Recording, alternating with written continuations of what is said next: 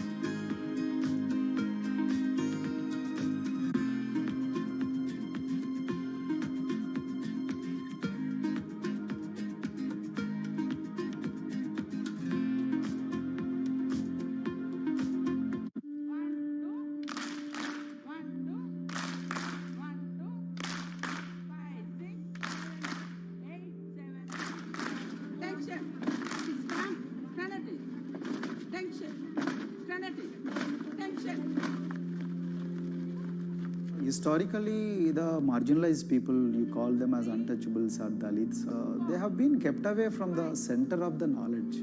Once you are born into a caste, it is very difficult for you to grow beyond that. You are stuck in that identity.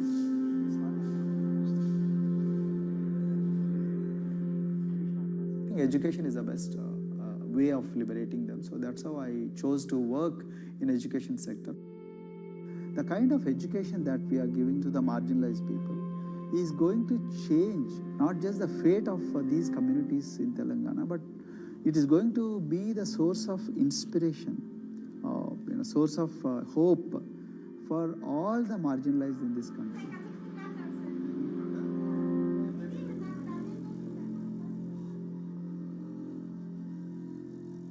Greatest blight in India is the system of caste. For generations of Indians, the social code known as the caste system has defined how people earn a living and whom they marry. Although outlawed 7 decades ago, castes remain a significant factor in deciding everything, from family ties and cultural traditions to educational and economic opportunities.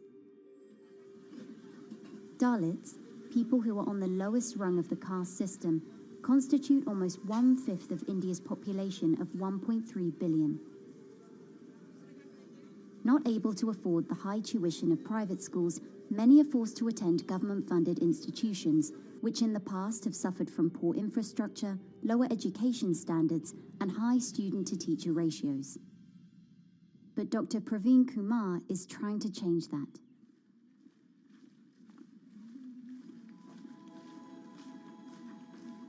I am currently working as head of Telangana Social Welfare Residential Schools.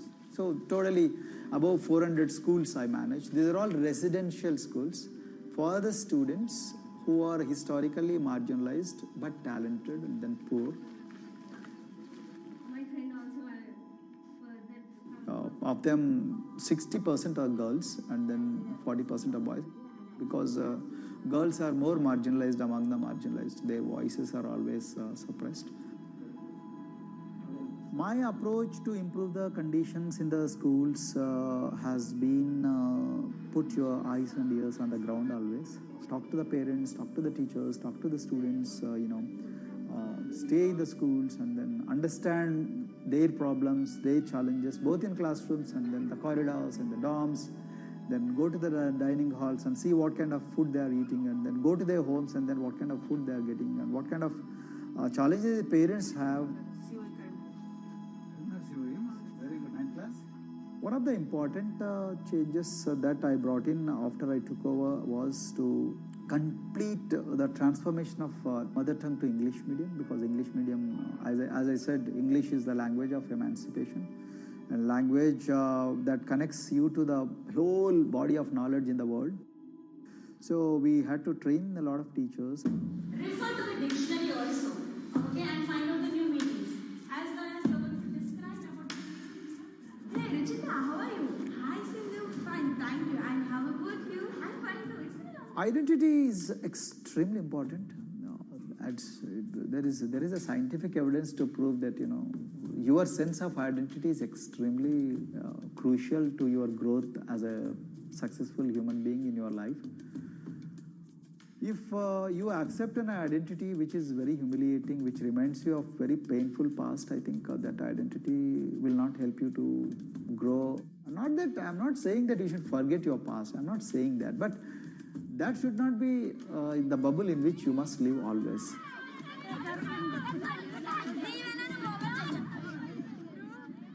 Sweros is an alternative identity. S stands for state, W stands for welfare, Aero, SW and then Aero is Swero.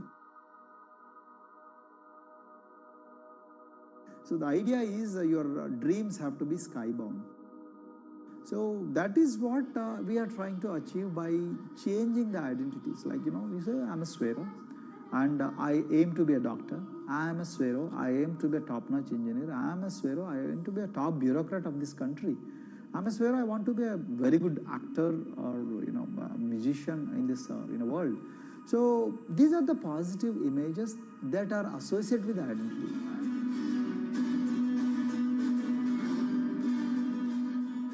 Just to give an example to you, in 2012, in our institution, we used to produce about 6 doctors per year. But because of our, this self-liberating ideology of Sveroism, we have, this year, we have produced about 189 doctors. This is phenomenal for any poorest of the poor people. You know how difficult it is to get into medical colleges in this country. So, but today, because of this ideology, the students have been able to achieve this, feat. Pujita has been a farm laborer, and her parents themselves are agricultural laborers. And then this girl used to sell vegetables, but thanks to the residential education institutions, She came to the Gaulidoddi campus and then she toiled very hard for 1 year despite many problems. And today I'm so happy to share with you that she has joined one of the prestigious medical colleges in the state of Telangana, Usmania Medical College, and then in future she hopes to be a gynecologist. So this is the journey our children are hoping for. Similarly, the Mount Everest expedition. Mount Everest expedition, we are very fortunate enough to place the youngest ever female in the history of this world on the peak of Mount Everest. How did this happen? It's all because of an ideology that helps you to liberate yourself.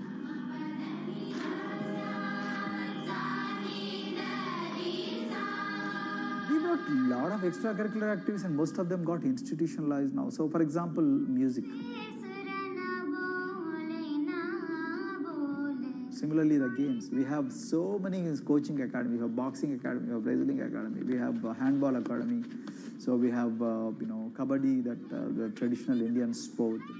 We have golf. We have introduced the golf also. Like golf is generally played by so-called rich people, but today even poorest of the poor people also are being trained in golf in our schools. Wow. So our intention has been to give all 360 degrees, type of opportunities to the students so that whoever is interested in whatever activity they can go and then do it. Break the barriers, break the fence, at least mentally, because poor people have been programmed to be victims, programmed to be subjugated, programmed to be on the margins, always, programmed to feel inferior. We wanted to change all that. There are certain games which are exclusive to rich people. There are certain languages which are exclusive to middle class and upper middle class in this country. To put it in one word, the sole aim of it is to break the stereotypes which are recklessly imposed on these people. Their stereotypes Dr. Kumar knows all too well. Born a Dalit, his grandparents were labourers and access to the village well was restricted. Dr. Kumar credits his parents' belief in the power of education with helping him realise his aspirations. He went on to join the Indian Police Service, attended Harvard University, and then began pursuing educational reforms back home. I attribute whatever I am today, it's to my mother primarily. They educated me in the village, although there were no good schools. So then I stayed in social welfare hostels, the hostels which are managed by government for the poorest of the poor kids. I passed with reasonably good grades. Then I went to university and then I faced worst form of discrimination in the universities. Like there were, in those days I'm talking about, so the bathrooms and the toilets were exclusively meant for scheduled castes and scheduled tribes.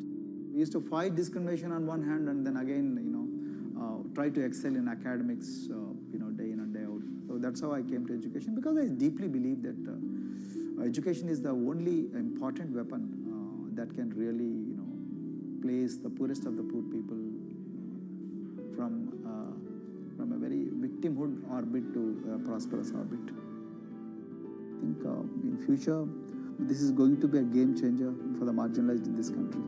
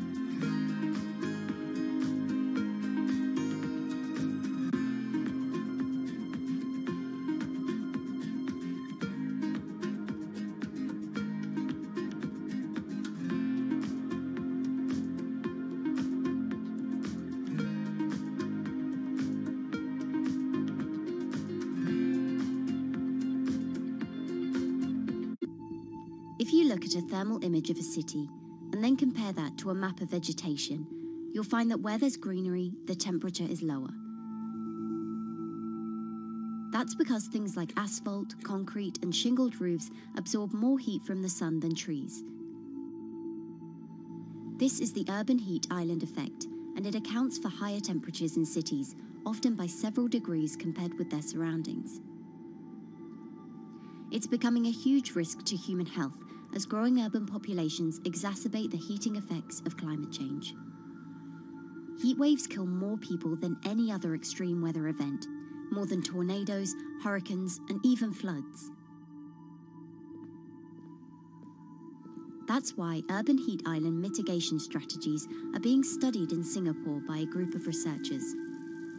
The government-backed project called Cooling Singapore is now in the process of combining everything they've learned to create a digital tool that can help cities all over the world, starting with Singapore.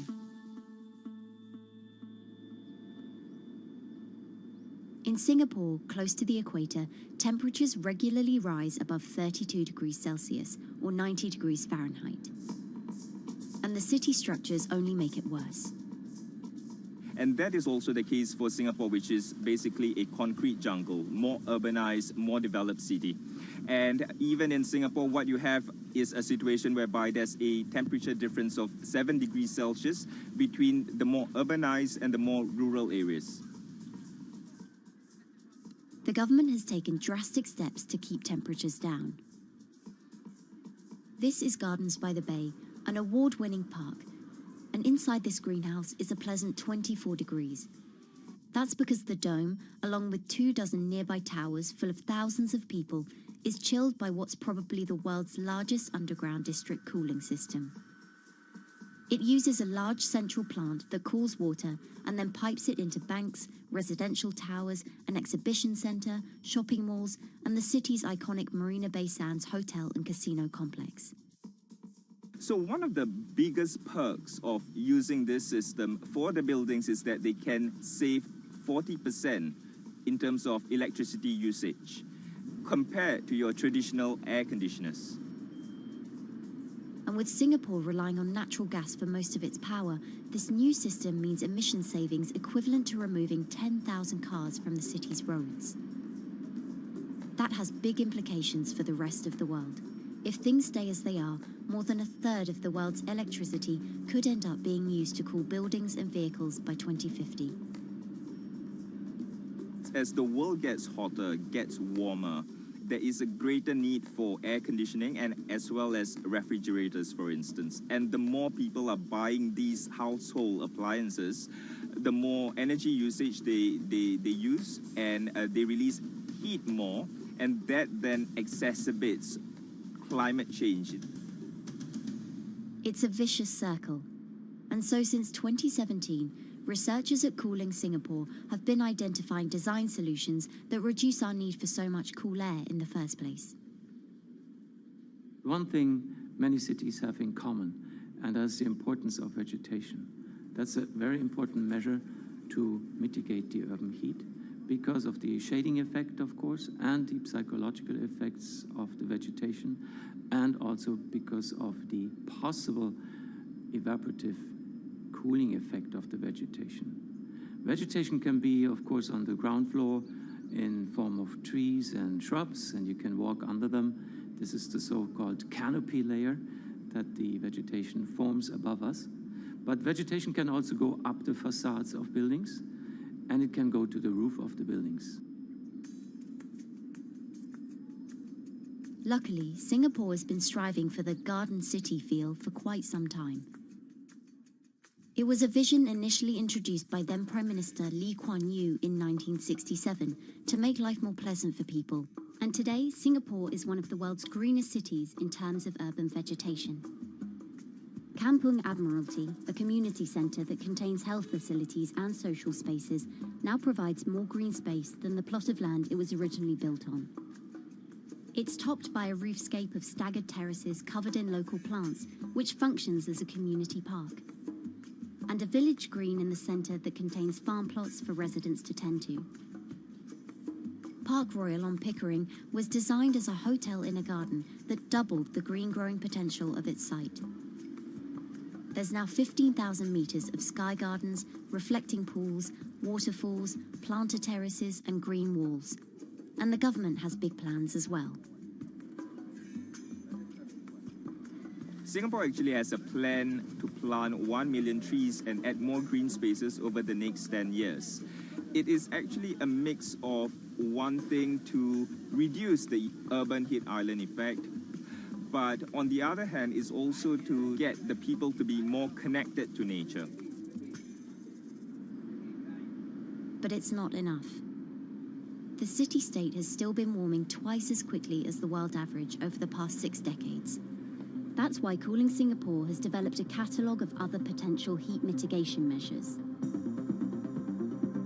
When you try to mitigate the urban heat island effect in a city or in any building, in a village as well, the first place to start is by shading of the windows. You have to keep areas clear so that the wind can move through it. Water of a certain depth can act as a very good thermal buffer. If you have to construct heavy buildings such as high-rises, at least you can make the surface, the facade, less heavy, and you can protect it from direct sun penetration. You have to make sure that no combustion engines will be in the city in the middle, in the medium to long-term range. So ideally, the electricity production is outside of the city, and you bring just the clean electricity into the city.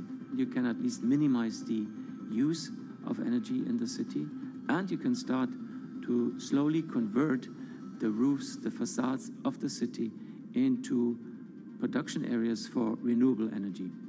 In Singapore, unfortunately, this is a limited option, but in the long run, it could produce up to 20-25% of the energy, of the electricity needed in Singapore if all the roofs and the areas in the buildings, on the facades would be used to do that. With so many different ideas, Cooling Singapore is also designing a virtual model of the city to test them out. It's called a Digital Urban Climate Twin, or DUCT, that will calculate how each element of the city's design will impact the urban heat island effect.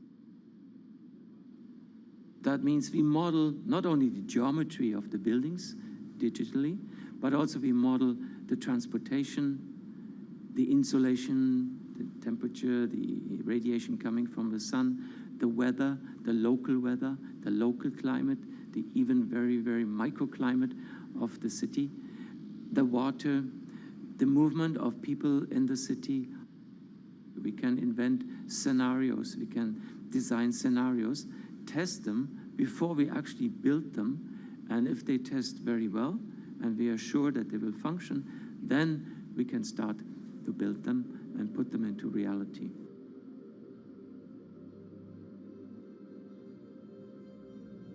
Singapore will be using this new tool to figure out which actions it should take next. And the model can be applied to any city, whether it needs to keep heat out or keep heat in, which will ultimately save energy, slow climate change, and improve our quality of life. So this is something that Singapore will be able to export, maybe even together with its city development systems that it already has. Singapore is one of the very few cities in the world that really combine this scientific approach with a very well-established urban redesign and urban design approach. Through its agencies and the combination of its agencies, it has achieved a lot in the past. If it keeps following the scientific path and the combination with the other knowledge in the city already, we think that it will be a very comfortable and very livable city in the future, even more than today.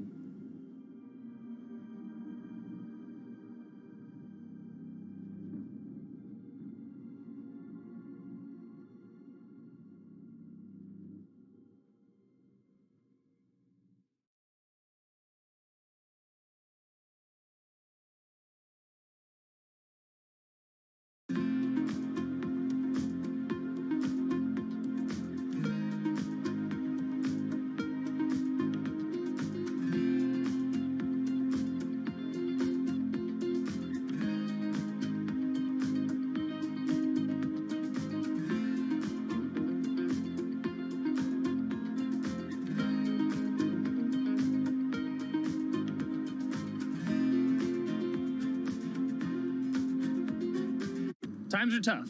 Jobs are scarce. It's risky to be outside and around others. Seems like there's very few ways to make extra money during a pandemic. So I guess I'll just hunker down and binge social media until this all blows over. Wait, don't these people make money? How do these people make money?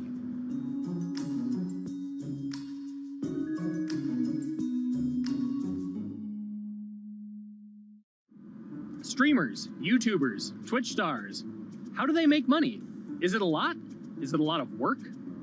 I know, I gotta ask somebody in the biz, and I got just the guy. Austin John Plays. This is your full-time job now, right? As of November of last year, yes. This was always just kind of like a side thing. Like, any money that I made from doing my videos and whatever else, I never touched that because I didn't really think of that as being like real money. And then it started coming in more and more. And then it was like I hit my first day that I broke $1,000 and I was like, this is actually going to be money. How did the YouTube channel come to be? When the game Pokemon Sun and Moon came out for the 3DS, there was like things that I learned about the game, and then I wanted to just share that information with people. And at the time, I didn't have any way to capture a screen or anything, so I found like generic footage and I kind of put it all together with so much editing. And that video got 6 views. And then 2 days later, I made another one, and that one got 12 views. And then I just started pumping out more and more content, and people were like, this guy knows what he's talking about. It really just started building on top of itself, and then it was like, my channel really focuses on tips and tricks. So I play a straight 18 hours, and I'll finish the game or get to about the 40-hour mark, and then I'll make my first video. While I'm going through, I have a giant notepad and just scribbles everywhere, and I make these notes of like the things that stumped me, so I know the things that may stump other people. What do you need to think about if you're building your YouTube channel? 1, you need to do something that you're passionate about. Not that you like, not that you think you're gonna make money on, something you're passionate about. The other thing is something that other people are passionate about. It holds a special place to them. And third is, it needs to be something that people are gonna seek out information on. In order to enter into the marketplace, you either need to be better than everyone else, you either need to be faster than everyone else, or you need to be more accessible than everyone else. And you can't be more accessible because it's already on the platform. Granted, if you understand how the algorithm works, which is very similar to Google Analytics, then yeah, you can have a little bit of a head start. But if you're not doing it faster, and if you're not doing it better than everyone else, then why should anyone watch your channel? So my income as a YouTuber kind of breaks down to 3 different ways. 1, which is the bulk of it, which is ad revenue. Whenever you go and you watch a video and then there's an ad and then you wait 5 seconds and you hit the bottom right corner and then you go on to the next video, or a non-skippable ad, or the video starts immediately, you get the little banner ad at the bottom, or if you scroll down from the video, the first thing that shows there is an ad. Those are the 4 different types of ads that can appear on every single YouTube video. And all of them pay a certain amount. It varies on lots of things, like the country of the person who posts it, the country of the person who watches it, the time of year, where you are in the quarter, if there's anything going on with a reduction in ad revenue. Like, great example, COVID-19, companies weren't spending as much on advertising. So because of that, CPM went down. CPM stands for click per thousand. I'm using the Roman numeral for 1,000.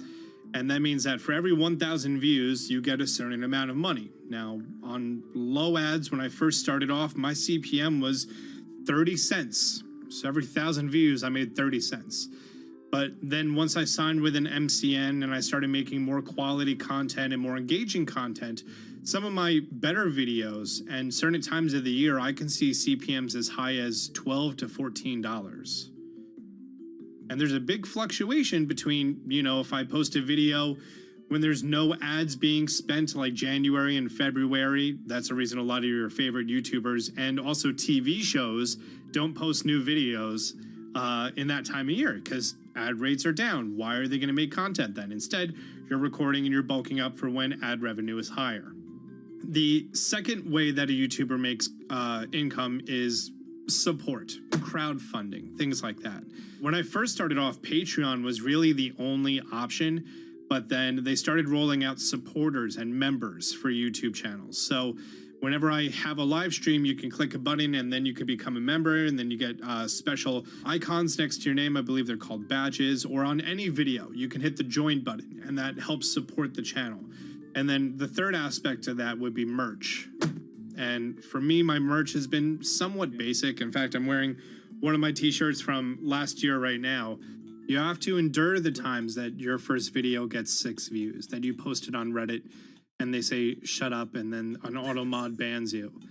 You have to go through that, because until you go through that and you discover why you're doing it, you're not doing it for other people, you're doing it for yourself. If you're not loving what you do, then it's not worth it. Huh. So make a channel about something that I'm passionate about.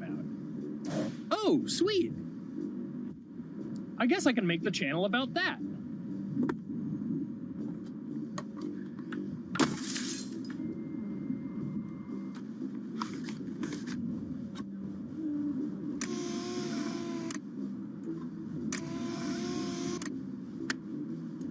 Now, how do I grow an audience? How do I get popular? It's all about diversification, right? You have to have a massive Twitter following. You have to have a massive Instagram following. You have to have a massive YouTube following. Of course, you have to be on Twitch, which is the key platform. But basically, any way you can get in front of your audience, you can engage with your audience, is going to drive those clicks, which ultimately drives the advertiser revenue that you get back from all of these platforms. It's me and Dan playing video games and talking in a funny manner over them. They're not just people who are good at games, they're actually people who are good at online engagement, online entertainment, first and foremost. You have the right to remain stylish. Anything you wear can and will be used against you in the court of fashion. The streamer is either very, very talented at the game. The best player in the game is generally going to draw a crowd because people like watching people who are very good. On the other hand, they're either very, very good or funny, charismatic, whatever it is on that side. Oh, no. Connection lost. You know, it becomes more of a show where they talk about other things outside of the gaming world, and gaming becomes really just a backdrop and an excuse to engage with that audience. There were those weird, like, Ronald McDonald, like, straight to VHS movies. You remember those? I'm personable, I'm chatty. I would kind of, when boring things were happening in the game, I would ramble on about, movies I'd watched or books I'd read and, or conversations I'd had and stuff like that. And so I think being personable was a big part of that. It's not just getting on and playing games. It's getting on and being an entertainer. You are putting on a show. All right, now let me go ahead and grab the samurai sword that every gym has.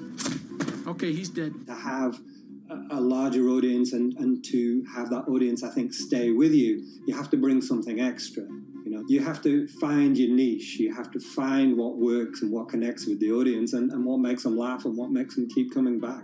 You gotta make it a little more exciting, all right? Throw in a hanging bishop. Have everybody in suspense for a moment. I think the real most important thing is to just get used to being on camera. Like in any sort of performance thing, is get used to talking on camera. My first few videos were terrible, but because I sat down and did it for 6 to 8 hours a day, I just got used to talking and I got over that uncomfortable hump. If you go into Twitch purely with the expectation that you're going to make money, make a job out of it, have all this growth, and it's going to be great, you're probably going to burn out prior to getting to that point because there's very little payoff for a long time, right? Like multiple years generally before you really start to see a payoff. And so, those first few times you're streaming, nobody is there. One person shows up every 30 minutes, says hi, maybe, and leaves, right? Like, it's very discouraging, I think, for a lot of people. And so you have to be there just loving it. You have to love talking to yourself when nobody is around. You have to love just the game that you're playing, all of that stuff, because it takes a while, and I think a majority of people burn out prior to getting to the like profitable point of it. And there you have it. My very own YouTube, Twitch, Discord, and streaming channels all ready to go live. It's a veritable social media ecosystem just on the verge of thriving. So, don't forget to smash like and subscribe, and visit my Patreon for perks. Also, go to my merch page. And one last thing, stay cool, my friends.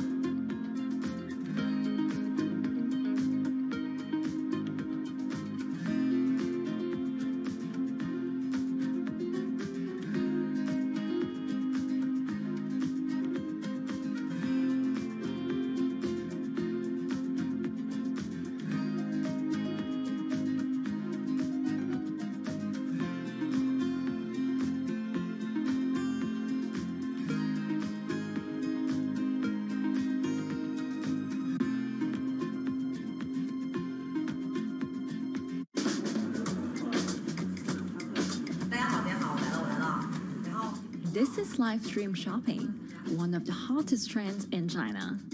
Every night, tens of millions of people watch live shows hosted by influencers like Via and buy the products they recommend.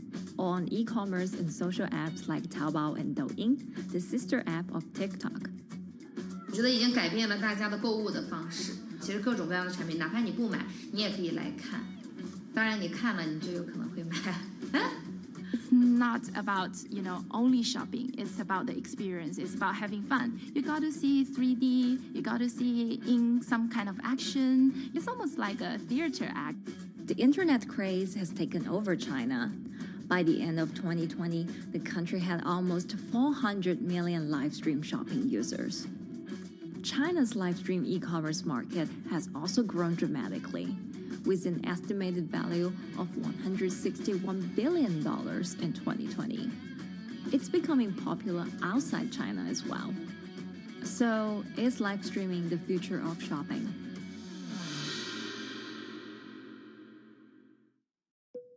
Live streaming is not a new thing. In China, it started in 2015 with the rollout of 4G, and it was first used for entertainment and socializing. Many live streamers performed for their followers or chatted to them, making money by receiving virtual currency and gifts. In the West, live streaming is mainly the domain of avid gamers. In China, it's broken into e-commerce. China actually has a very big e-commerce empire, so it uses these super apps, what we call that you have payment, you have search of information, you have recommendation system, and you have huge amount of goods available on the platform, and as well as a lot of consumers. So with this advantage, they merge these features of live streaming to make the influencers actually sell goods. Here is a perfect choice: nice neutrals, beautiful print, nothing overwhelming, and the warmth and comfort of flannel. This is item. Traditional TV shopping involves a one-way direction, whereby a host introduces a product, demonstrates certain things, and say, call this number or something. But live stream shopping is live. That in itself is a very, very big difference. It causes different psychology, and live stream shopping is a very entertaining way of actually engaging someone else. When you shop, actually, this live streaming video will continue. It will minimize into a corner, and you can buy the items and pay all on the same app. And after that, the live streaming screen will just enlarge by itself, and the promoter will come back to screen. So it's very convenient. Taobao, one of China's biggest e-commerce platforms owned by tech giant Alibaba, added a live streaming function in early 2016. In the following years, other e-commerce and social platforms like JD and Douyin also integrated this feature. 开头的时候还是有很多的挑战的，对画面的这个流畅，然后是否能够很真实的去还原商品，它其实在这个上面是有很高的这个门槛跟技术的这个卡口在的。不管是我们的这个用户的接受度，还是商家的这个上手的这个难度都很高。但是这几年下来，基本上难点在不断被突破的。Over $70 billion worth of goods was sold via live stream on Taobao in the year through March 2021. Latest surveys show that over 60% of live stream users in China were watching shopping shows, and over 65% of them shopped at least once via live stream. In 2020, live stream shopping got a huge boost during the pandemic, when millions of people were in lockdown and many retailers were pushed online. People, during the lockdown, felt like there's a need for more social interactions. This live platform creates an interesting kind of environment that gives people the sense that I'm actually interacting with you. And then live stream shopping brings in a lot more variety of things that people could buy and satisfy, the sense of like losing control, especially during the pandemic. At the heart of this craze are the top influencers who have tens of millions of followers and sell products worth millions of dollars every night. They often use their star power to get bargains from retailers, which in turn boosts their own sales and influence. So if you think about China's live streaming, you have to know the king and queen of the influencers. The queen of live streaming, Via, she is actually having the biggest viewership and the biggest sales volume for a long time on Taobao platform. She can sell everything from like Gucci sunglasses, lipsticks, homes and cars. One time she offered her followers to go on a Tesla ride with her, and she even, for once, sold a rocket launch in her live streaming room for 40 million yuan. The king will be Li Jiaqi, more widely known as Lipstick's brother. He used to be a cosmetic sales before he turned into live streaming e-commerce, and he knows a lot about the cosmetics. So he's the one that will actually put the lipsticks on himself when he's on the show. Top live streamers like Via and Li Jiaqi have become celebrities in China and can earn millions of dollars a year. Although not everyone can be as popular, mid-ranking live streamers like Tiffany still earn a good income through sales commissions. 如果说单从收入方面来讲的话，那主播的收入是比普通的工作要高很多。但是呢，主播这个工作时刻对身体，包括对精神都有很大的一个考验的。就是每天需要集中精力，然后长达5-6个小时，这种状态是很累的。而且这5-6个小时的话，你是脑子是不停的，然后嘴巴是不停的，然后手也是不停的，眼睛也是不停的。像我们做主播，不是说单一的只做直播一件事情，然后还会有选品的一些工作，然后还会有一些其他的事情排在里面，其实是没有个人生活的。那我觉得增强粉丝影响力的话，不是说某一件事情。可能今天做了什么事情你就增大了影响力，而是每天不断的内容的输出，粉丝不断的可能对你的了解，慢慢的信任你。里面有芝麻酱的味道，如果吃不习惯的话就慎买。A lot of successful live streamers are generally very good at communication. They're very good at articulating very simply what a product does, what a product doesn't do. In order for them to sell, they need to be trustworthy and appear trustworthy, and they need to show in some ways that they're authentic, right? So for Via and Li Jiaqi, they are able to articulate that quite a bit through their body language, through what they say. For example, Li Jiaqi will also sometimes say bad things about certain products because to him there's his honest opinion, and sometimes people want to hear that. And so they seem very credible, they seem very trustworthy, and don't forget, they're also very entertaining and very interesting. If you're familiar with Li Jiaqi, he won a Guinness record for like the most lipstick applications to models in like 30 seconds. So if you're able to create a lot of buzz with interesting things that you do, people who may not want to buy lipsticks will also stream in just to watch what he does. And then from there, you might get hooked. 这就是一般女生出门的时候涂的口红的颜色。Live streamers also use sales techniques such as limited time or supply. This sense of scarcity can often encourage viewers to buy. The platform in itself creates and enhances some of these things because you see it live. Something we call social proof has taken over, meaning that, hey, other people are interested, other people are joining in, other people want the same product. and they add it in the chat and they ask questions and they say, oh, I want this too. What happens then? It makes the whole product even more scarce. But it's not just influencers. Local farmers, luxury brands, even mutual funds have also started their own live stream shows. Working with very top-tier live streamers can be risky. It's not necessary that the benefits will end up with the brand. So we see company executives opening their own shows. And we see like P&G have their own sales room, which runs shows every day as well. We also have like local governors in like small towns to sell their agricultural products. So the live streaming is definitely transformed the way product owners can think about how to reach their consumers. And it enables a lot of players to actually sell. Live stream shopping is going global. Merchants in Southeast Asia have embraced this trend. And in the West, Amazon has upgraded its live streaming function, adding interactive features like chat rooms.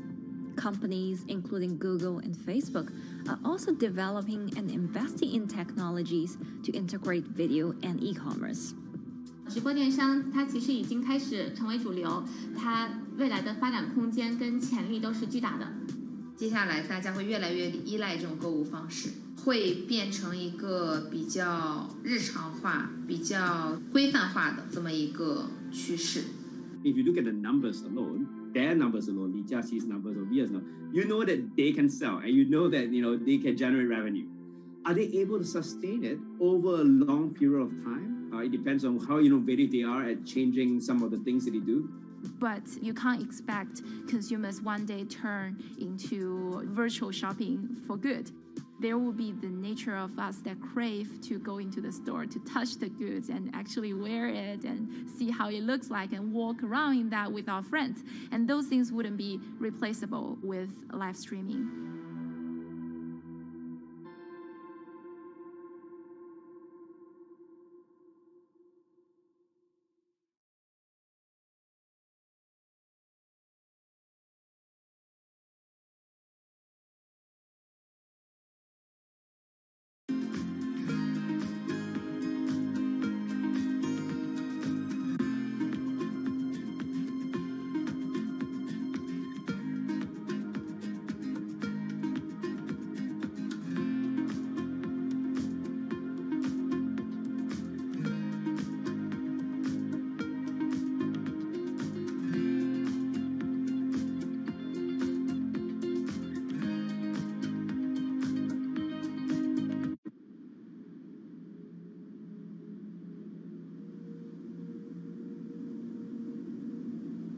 You could imagine that the oceans are actually the largest battery.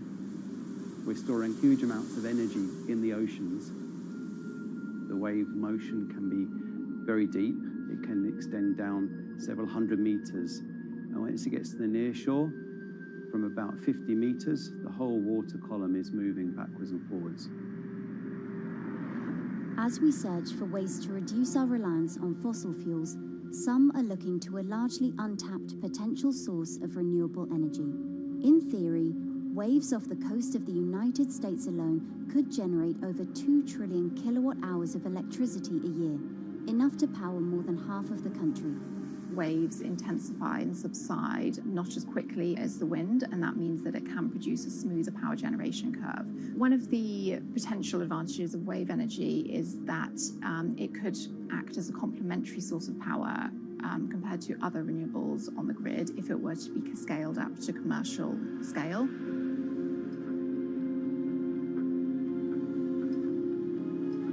For decades, engineers have been trying to convert wave energy into electricity, but a host of technological and financial challenges have complicated their efforts. In the years from around 2006 to 2015, there were a spate of bankruptcies in the sector, and this was largely because of a lack of kind of continuous proven projects out at sea with reliable electricity generation. Since then, companies have been trying to develop the technologies at a steadier pace and with a smaller cash burn. But the same questions remain. Can companies develop devices and technologies that actually work? Is wave energy just a novelty or something that can become a major renewable energy source?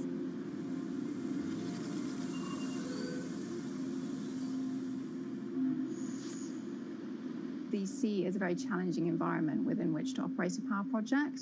So seawater is corrosive and conditions are very rough. So this means that power projects don't have a very long lifetime, and it increases operating and maintenance costs.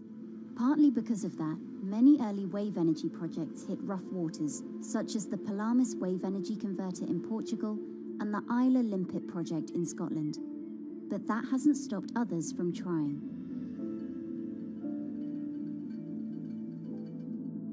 Companies are focused on testing projects out at sea, proving their durability, trying to raise capital and bring down cost.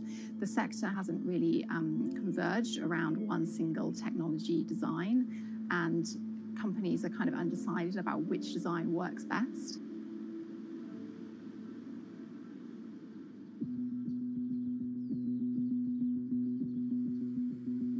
Finland-based AW Energy is a veteran in the sector.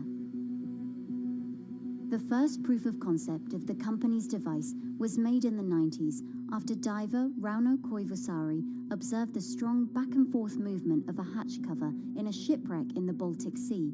The waves are generated far from the coastline, so the wind blows on the surface of the water, causing the water particles to rotate, and that rotation extends deep down below the surface, and the waves can be very long. They can be several hundred meters long. And as they come into the near shore, this rotational energy turns into an elliptical energy, and eventually backwards and forwards, as you probably noticed if you've been swimming on the seashore in large waves, you're pulled in and out. That's the energy that we're extracting. There's a sweet spot where we deploy, so around 10 to 15 meters of water depth. That's where there's still strong wave energy coming in. After years of research, prototyping and testing, the company has deployed Wave Roller, a 350 kilowatt device in the waters off Portugal. Wave Roller has an 18-meter wide and 10-meter high steel panel fixed to the seabed via a floatable foundation. The panel moves back and forth with the waves, capturing the energy. It's submerged in the depth of 15 meters, so it's protected from the extreme waves. We generate electricity by capturing the movement with hydraulic circuitry in a machine room underneath the surface. That hydraulic energy we turn to electricity with hydraulic accumulators and hydraulic motors, and also a generator. The Wave Roller has survived large waves at sea for over a year and delivered electricity via an underwater cable to the grid in Portugal. Meanwhile, the company has won a €2.5 million grant to work on an upgraded version of the Wave Roller, aiming to increase the electricity generation capacity to 1 megawatt. The upscaled device would have a bigger panel, 2 power takeoff units, and improved software to control the energy production. We have taken into use a wave prediction algorithm that kind of tells us what kind of waves are coming into our device.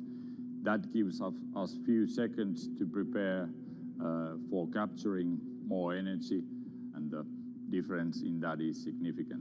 Our future plans are to deliver technology around the world. So I'm hoping we can be working on delivering technology to projects in Asia and also in the American continent as well.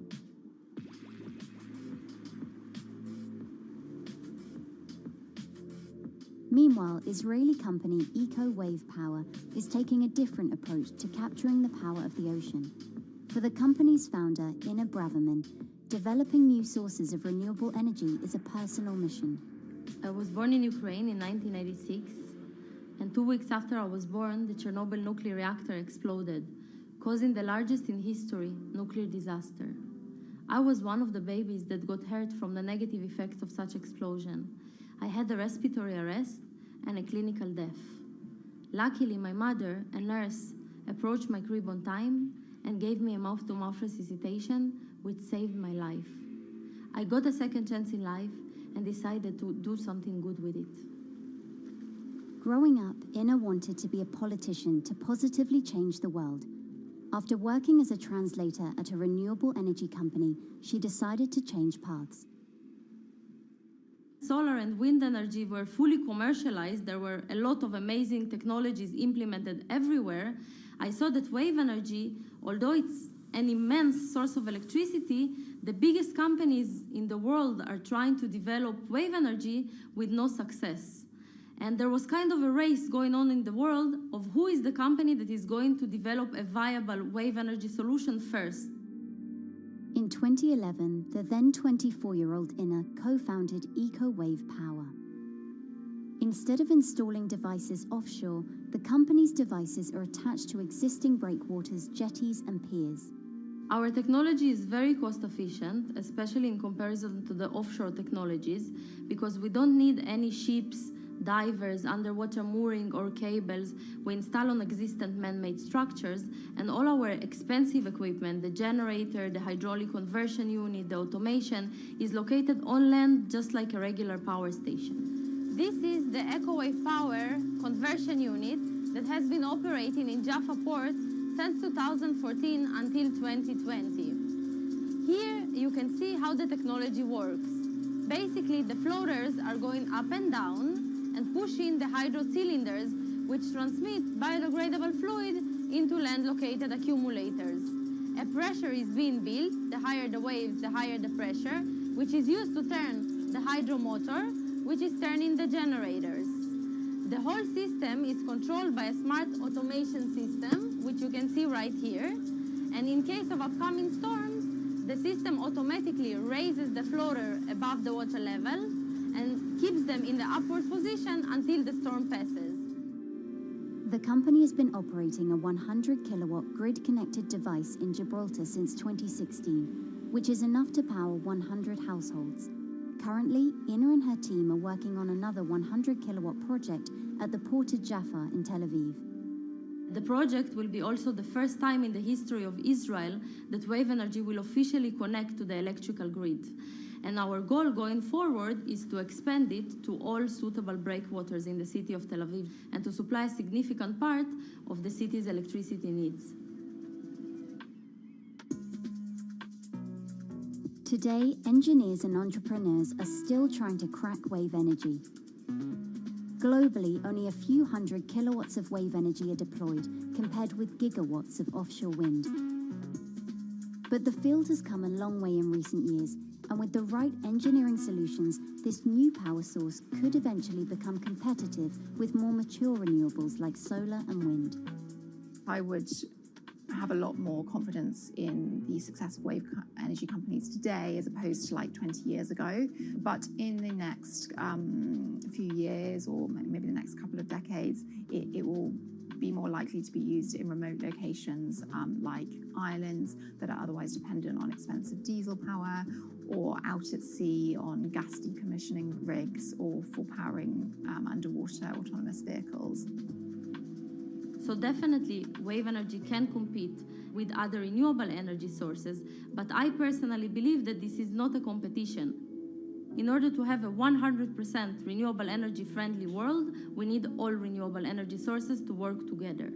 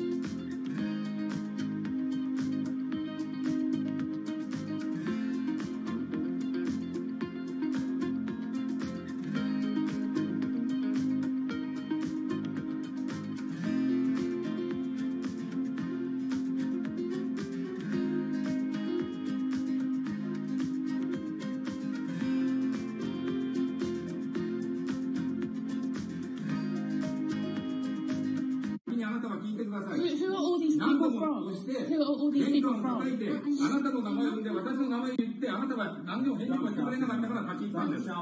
So can you please tell me? I'm not going to... please wait. You know, I've covered a lot of companies. I've covered a lot of Machiavellian companies where, you know, people play rough. I don't think I've ever seen anything on the scale of Nissan. He's making you, but you aren't from this side. I mean, it's corrupt. One of the most dramatic elements was Ravinder Passi's home being raided by court officials in Yokohama. You scared my wife. You scared my children. I worked in this for 16 years. So Rav Passi's journey into the darkest recesses of the Japanese corporate world started when he was the general counsel, the highest corporate lawyer position in the company. In the past few minutes, Nissan has revealed that its chairman has been arrested after allegations of serious misconduct. He was tasked with investigating Carlos Ghosn. And he was told, conduct an internal investigation and get to the heart of the matter. And then along the way, he started to notice serious conflicts of interest. He is one of the few people who knows an extreme amount of detail regarding the alleged crimes by Carlos Ghosn. And he's now ready to tell his own story on the record about some of the events that happened.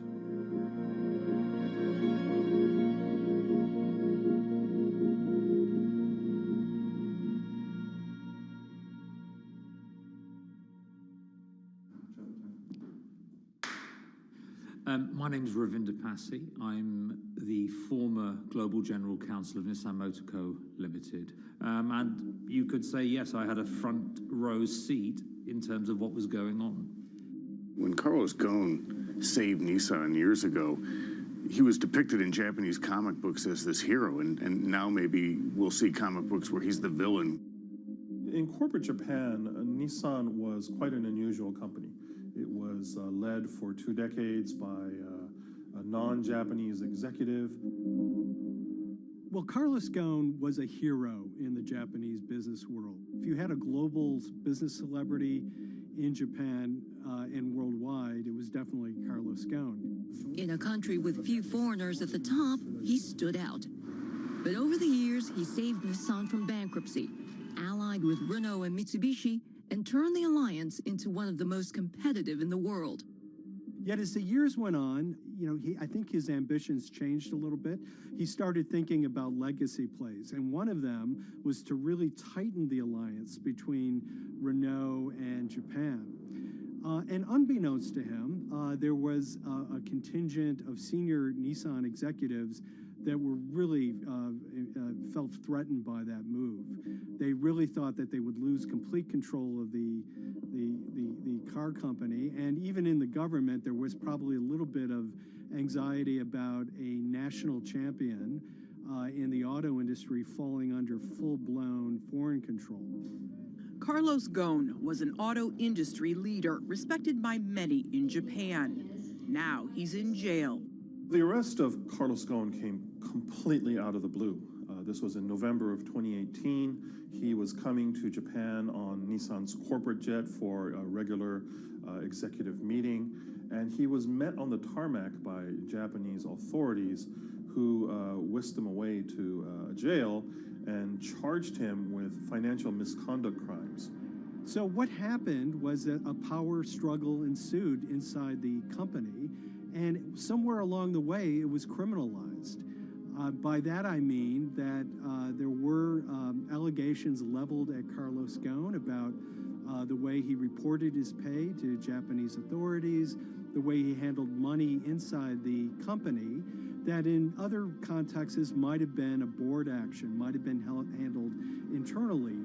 A number of executives at Nissan decided to take this difference and take it over to the Tokyo prosecutor's office, and that unleashed a chain of events that would shake the entire auto industry.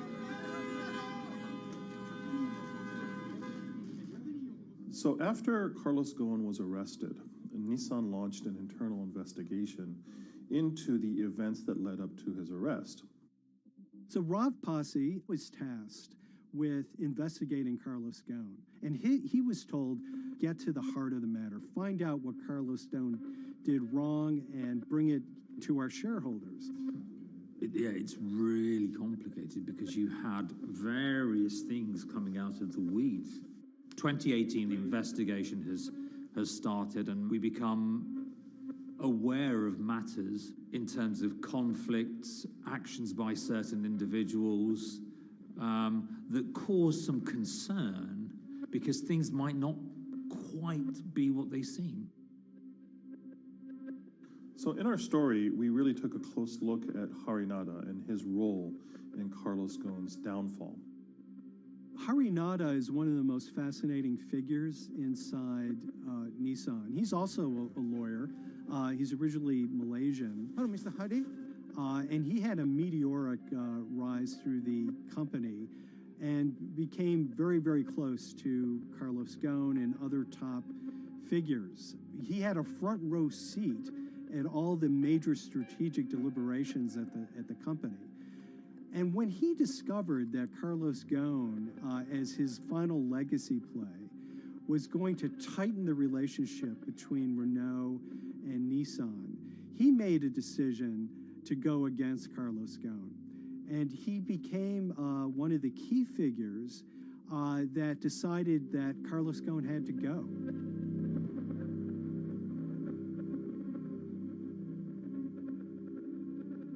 Harinada was somebody who actually recruited me into the company, so I have a long-standing relationship with him, or did have a long-standing relationship with him. For many, many years, he was a mentor. I had doubts about the credibility of the process right at the start. Harinada had a plea deal with the Tokyo prosecutors. Now, that suggests he was intrinsically involved in some of the wrongdoing, or the allegations of wrongdoing, and it just didn't smell right, just doesn't sit right. So there was a basic conflict of interest. In other words, Harinada had to deliver results to Japanese prosecutors to avoid his own criminal liability, and he's accusing and leading the investigation of Carlos Ghosn. Some of the people who had been involved in the original alleged crimes were also looking into the affairs themselves. Ravinder Pasi began pointing out some of these conflict of interest issues. And the reason for that is essentially his concern was for the company. If the company's own investigation into itself was compromised, that could lead to a very weak position in various lawsuits that it was dealing with across the world. I had discussions with Harry, discussions with the statutory auditors about these conflicts, discussions with HR about some of these conflicts, because at that point, we reported into him. You know, at the time, everything was quite, as you can imagine, it was, we've got to do this, we've got to do that, we've got to move fast. But when you step back and look at some of these things, you just think, my God, what was going on here? Because me, members of my team, were being placed in immediate danger. Your chairman's been arrested, a representative director's been arrested. They both happen to be foreigners. And then now what we need to do, we're being instructed to do, is certain compliance professionals need to go into properties in Brazil, for example, and retrieve evidence. They've got to do it very carefully, because if they don't do it carefully, they're going to get convicted of criminal activities. And likewise, when a team of lawyers were commissioned to go to Lebanon, I mean, one of my immediate concerns was, why are lawyers from Nissan being sent to go to Lebanon to retrieve evidence? These are just lawyers, they're corporate lawyers from Nissan. You had revelations that a number of executives had benefited from share appreciation rights when they shouldn't have. I mean, you know, substantive amounts of money being taken by these guys when they weren't entitled to take them. And you do think, yes, how is this going to look later on? It's going to look quite concerning. So that triggered for me the sort of assessment that, well, I'm going to have to do something, because up until this point, I haven't put down on paper these conflicts and these issues.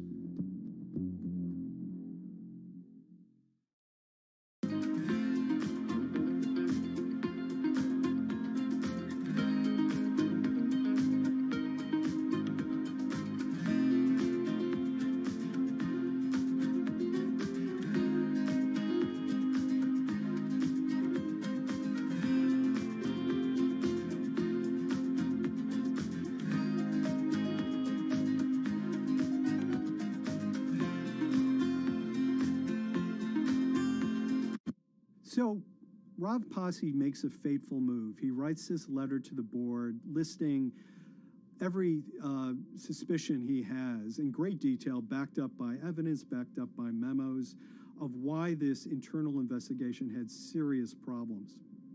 He sends the letter to the board and it's crickets. He doesn't hear much of anything. Nothing happened thereafter. Nothing at all. Just like it just gone into a black box. And he began to suspect that there was a desire, even at the highest level within Nissan, to kind of sweep these conflicts of interest under the rug.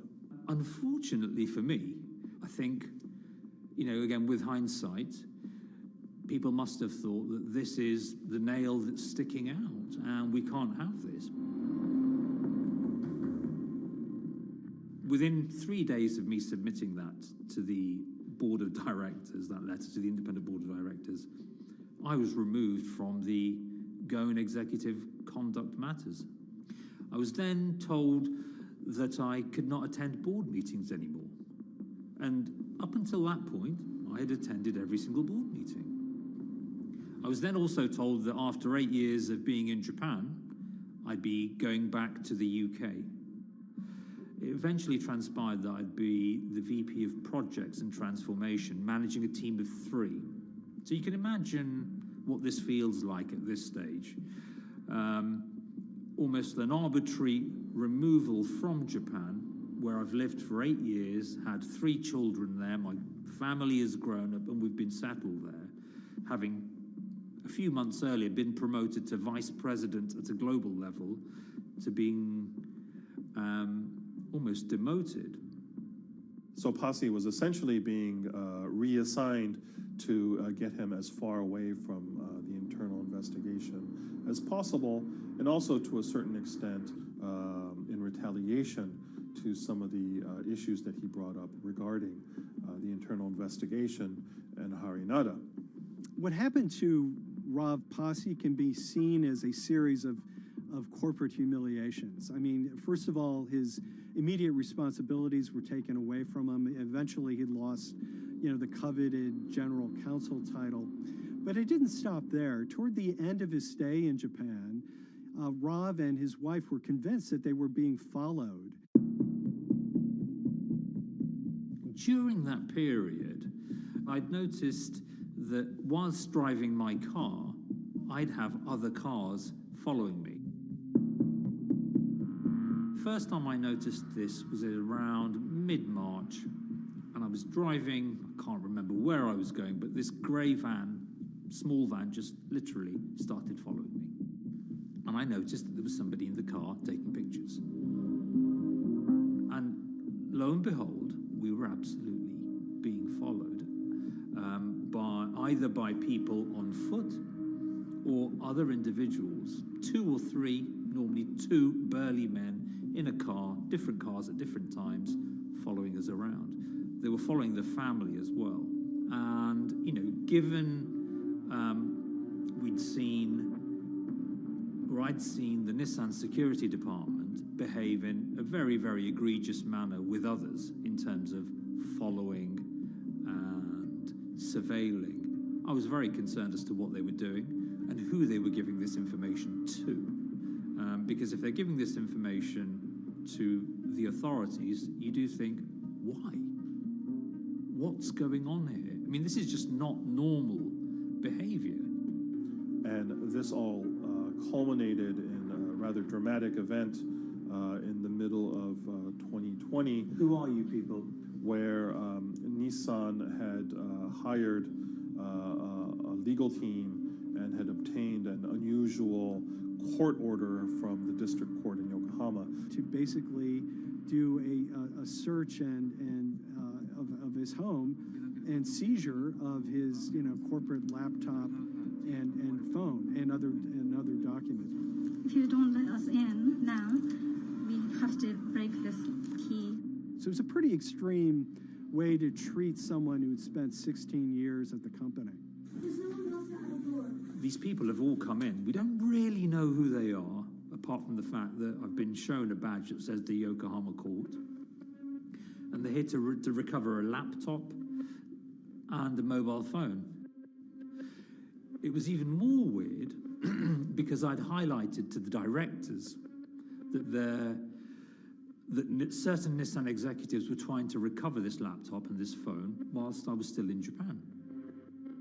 And I was very concerned because it had evidence on there that related to misconduct matters and other forms of inappropriate conduct. It was just another form of intimidation, another form of harassment, forcing me almost to leave the company and the country. Because once they'd retained and obtained these items, we were still followed, which, again, I just couldn't understand. What is the point of doing that? This is a car company. This is not the KGB.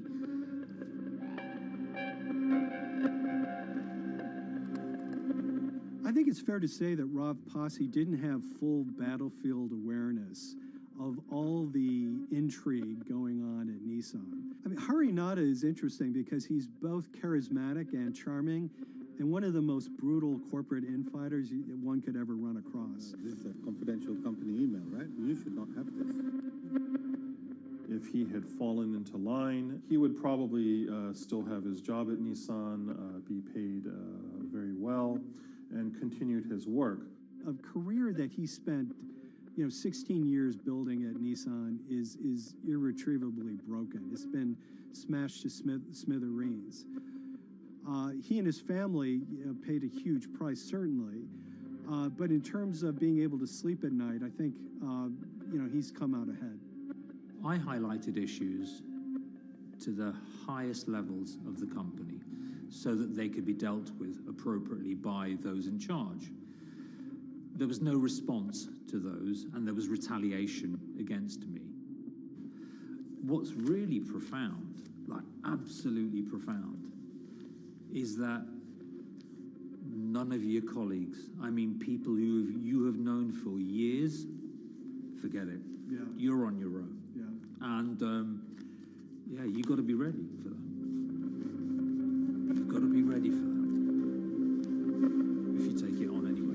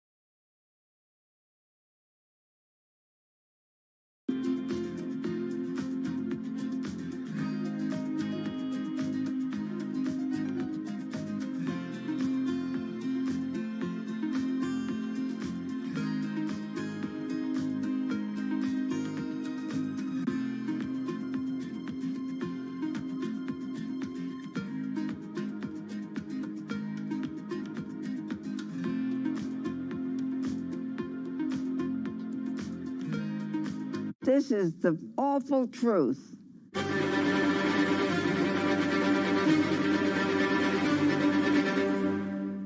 There's always someone in the family that's pushing it.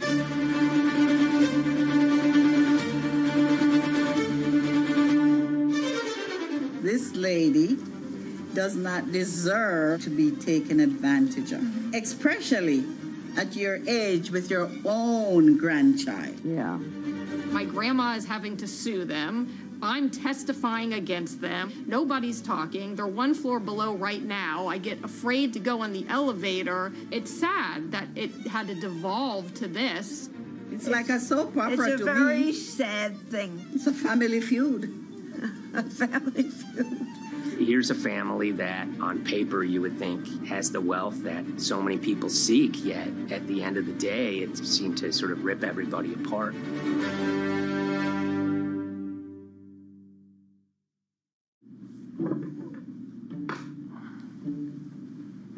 My name's Tom Schoenberg. I'm a senior reporter here at Bloomberg News, cover financial enforcement. I was approached by someone close to the Schottenstein family and asked whether or not I would be interested in writing about Beverly Schottenstein and this case that she had against J.P. Morgan. And it was immediately clear that there was a great story here to be told. So I started just, assembling all sorts of documents that the family made available to me. That included a diary that Beverly had begun writing when she started having suspicions about what was actually going on with her money. Beverly obtained her wealth from the Schottenstein kind of retail empire that has at times included Big Lots, Value City, American Eagle Outfitters, DSW Shoes. Beverly's husband died, and at which point they sold off their portion of the company, bringing them an enormous amount of wealth at around 1990. Estimates of her wealth were around $90 million. She, for many years, had that pool of money being managed by outside advisors. Her grandsons in the late 2000s had both graduated and were becoming financial advisors. She gave them a little bit to work with, and over time, her grandson, Evan, became the trustee of her entire estate. Managing sort of family money is not a conflict. In fact, some ways in wealth management, it's kind of how you get your start. It's kind of the seed that you need to sort of get going in the business. But Beverly started having suspicions that something was wrong probably in around 2016. Well, there were suspicious things, but taken separately without everyone talking about their own experiences, it was hard to really put it together. She had written a check to her caretaker, Dawn, that bounced. So she went down to her local Chase branch to sort of find out what was going on. She wasn't getting paper statements in the mail, so she asked them to print out a number of her statements having to do with her checking account and her credit card account. So we went to the bank and asked for the statements. And she got a whole year and going through all of them, page by page by page. And it was there she saw all sorts of charges that she said she didn't authorize or didn't know about. I was becoming very, very suspicious. I was starting to look in the money part, and that's what bothered me more when I saw that money was going, and I was not a big spender. Around the same time, Dawn, she starts noticing Beverly's son, who lived in the condominium below her, came up with Evan with a shredder and started grabbing papers in her office area, including some with J.P. Morgan letterhead, and just started sitting at the kitchen table, just shredding documents over and over. Yeah, they came in one morning. They used to do it in the back. Through the back door, and they brought the shredder inside. And then they went in the drawers in the office and took out all the papers, and they started doing it. I was very suspicious because I know you don't go around and destroying papers. Beverly said that they had done this many times before. That's when she said to me, Dawn, I'm going to write my feelings in this black book. Diary. And it's a diary, and she started writing. Each day, she would write a little at a time. Around the holidays of 2018, a package had arrived, a FedEx package, and in it were materials about a venture capital fund based out of the Cayman Islands. Dawn and some other family members take a look at this, and they see that Beverly is signed up for this fund to the tune of $5 million over the course of several years. And that was really the beginning of it. That was sort of the tip of the iceberg when it became obvious that something was going on, that my grandmother really wasn't aware of this fund.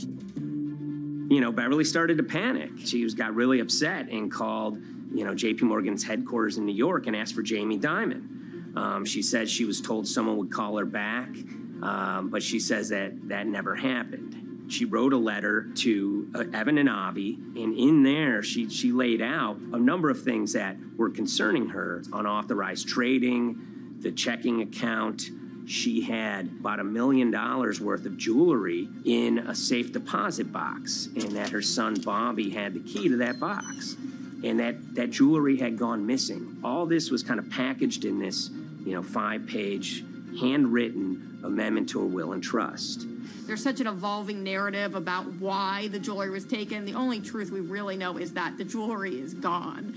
But why it happened, there have been a lot of different stories. You just don't take your mother's wonderful things and hand it out. And they emailed that note to JP Morgan to seize all activity on her account. And it ended up setting off a firestorm after that. As soon as they got this email that there was a cease and desist and that she wanted to send her money and change brokerage firms, they were actually vacationing one floor below downstairs. They're there right now. The next day, Beverly's in her place. The granddaughter's still in her place visiting. Dawn is there, and up comes Bobby kind of barging through the door. And he's screaming about what was sent to the JP Morgan. They're now investigating now.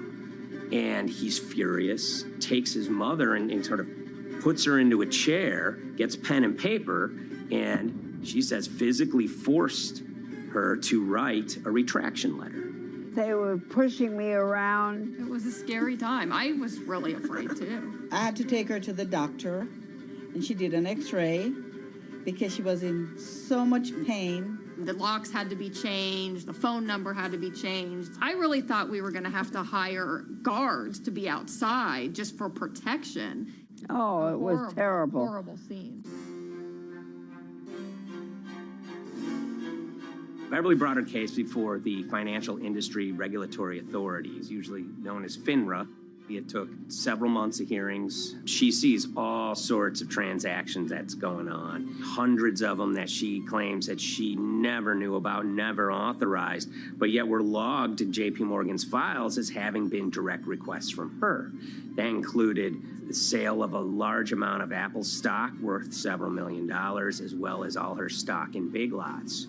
Over the course of their time with JP Morgan, Evan and Avi were making all sorts of trading on her account that was generating millions of dollars in commissions for themselves and the bank, yet she was not sort of getting any of the type of gains that you would expect sort of an $80 million account in a bullish market to be able to get. They issued a ruling entirely in her favor, finding that her grandsons, as well as JP Morgan, they were liable for violating their fiduciary duty, misrepresenting themselves, and they also found that the bank and her grandson, Evan, were liable for elder abuse. Evan and Avi, they were fired from JP Morgan. They issued an award of about $19 million. I reached out for comment, and JP Morgan emphasized that Evan and Avi were no longer with the firm and that their actions do not represent the sort of values of the bank. I reached out to Evan and Avi, heard back from their lawyer saying that, they disagree with the law and the facts that FINRA kind of used to decide the case against them and are seeing if they can have it withdrawn. Her son, Bobby, wrote her a letter, said his sons weren't criminals, and he also admits to taking her jewelry. And he says he needed it to pay off some bad business debts he had. They never once came up to say, I'm sorry. If there had been an apology and some acceptance, and asking for forgiveness from my grandmother, I don't think we'd be in the position that we are now. Since the piece came out, we've received dozens of messages from people, many of whom are telling their own sort of personal tales of, kind of financial advisors gone bad, or family members who got control of an estate and abused, those within. It seems that it's really resonated with a lot of people. I keep, hearing a lot of feedback about Beverly and how, a lot of people feel she did the right thing. You're never too old to stand up for yourself and try to right an injustice. She was adamant that she wanted to stand up for herself, but at the end of the day, they did wrong. It's a painful life lesson. Beverly taught them that you don't mess with grandma.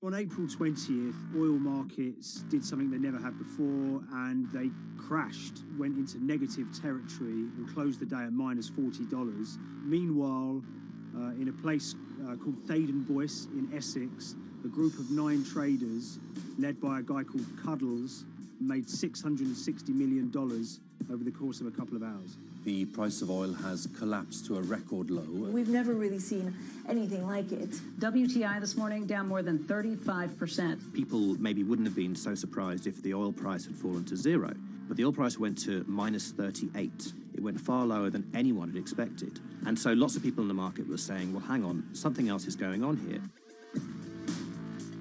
A couple of months later, I started to get wind through a kind of network of sources that a tiny firm in the outskirts of London had made a huge amount of money that day and potentially had some part to play in what happened. The information we got was that 9 traders at Vega Capital London had made in the region of $660 million in one day.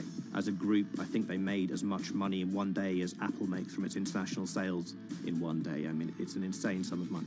Did they pull off a fantastic trade? Did they predict the way the market was moving and get it absolutely right? Or was there something else going on, and had they actually done something that breached market rules in a bid to sort of push the market? And that investigation is ongoing.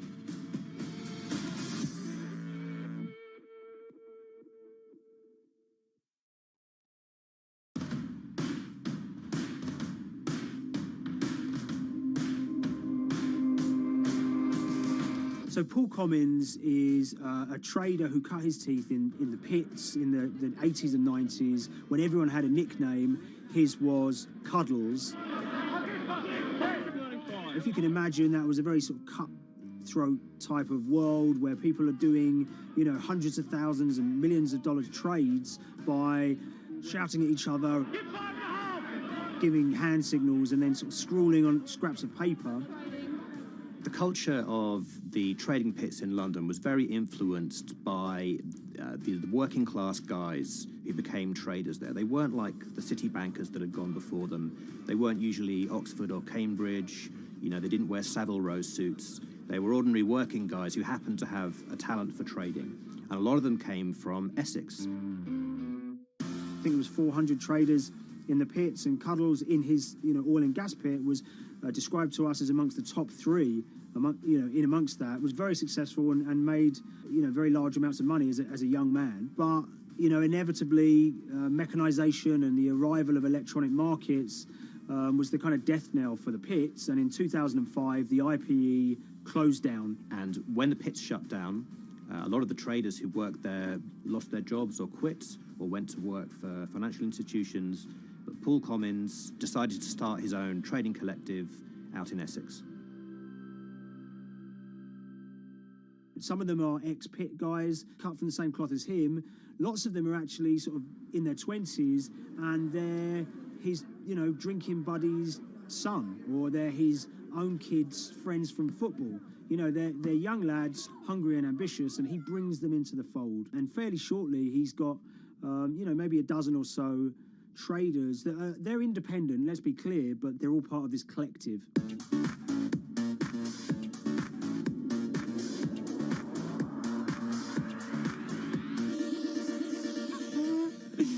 Yeah, I'll let Liam deal with Essex.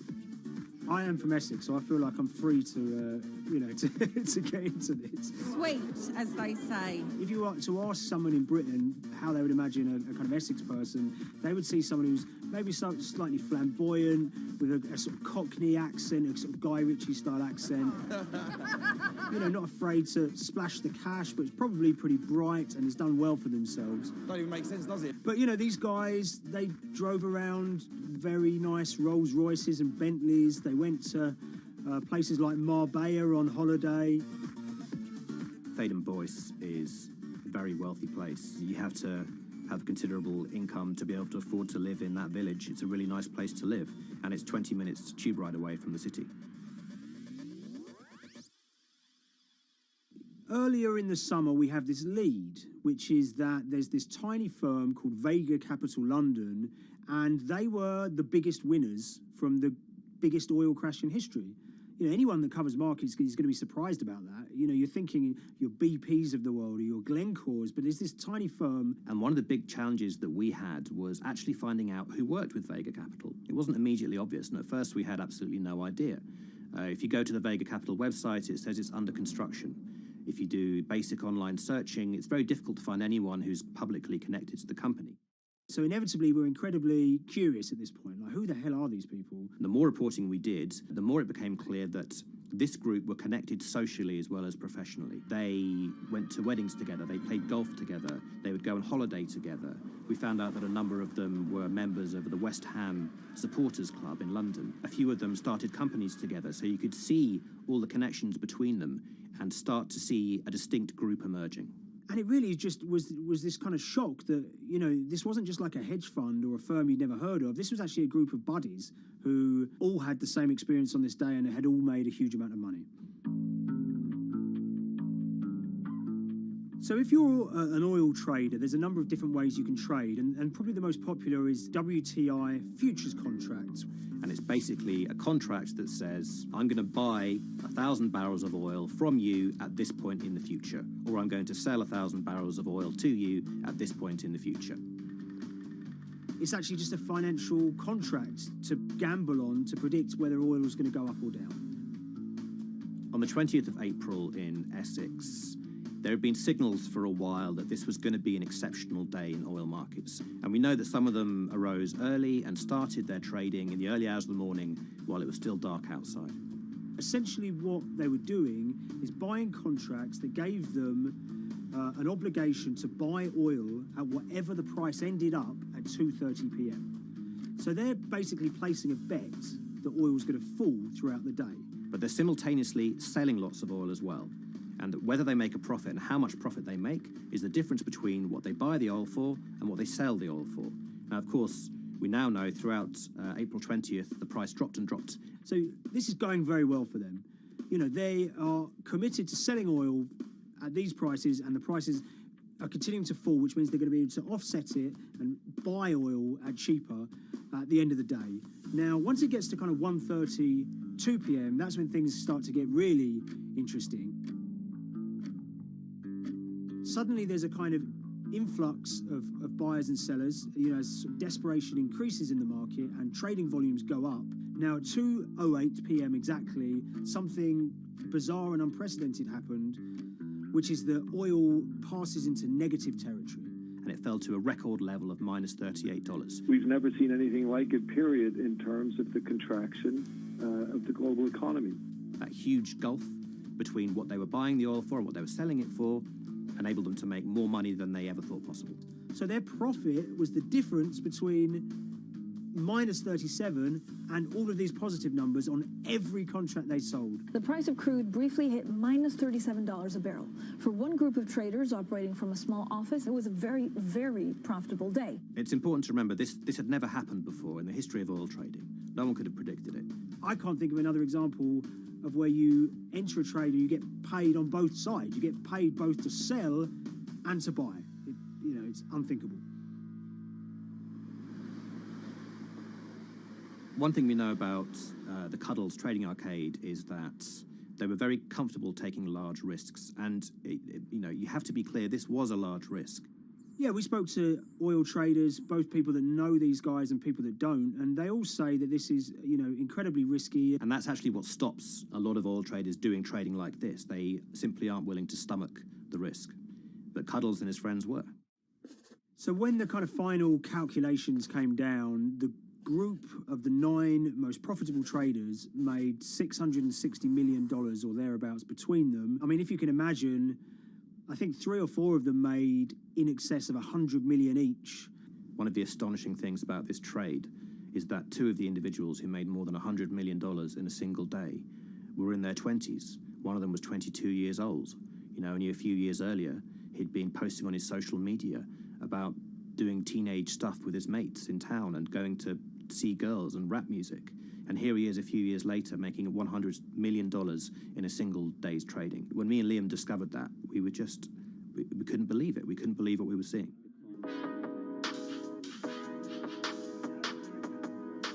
Oil trading is a zero-sum game. Anytime you're making money as an oil trader, someone else is losing it. Amongst the biggest losers were the investors in this Chinese fund, Crude Oil Treasure Fund.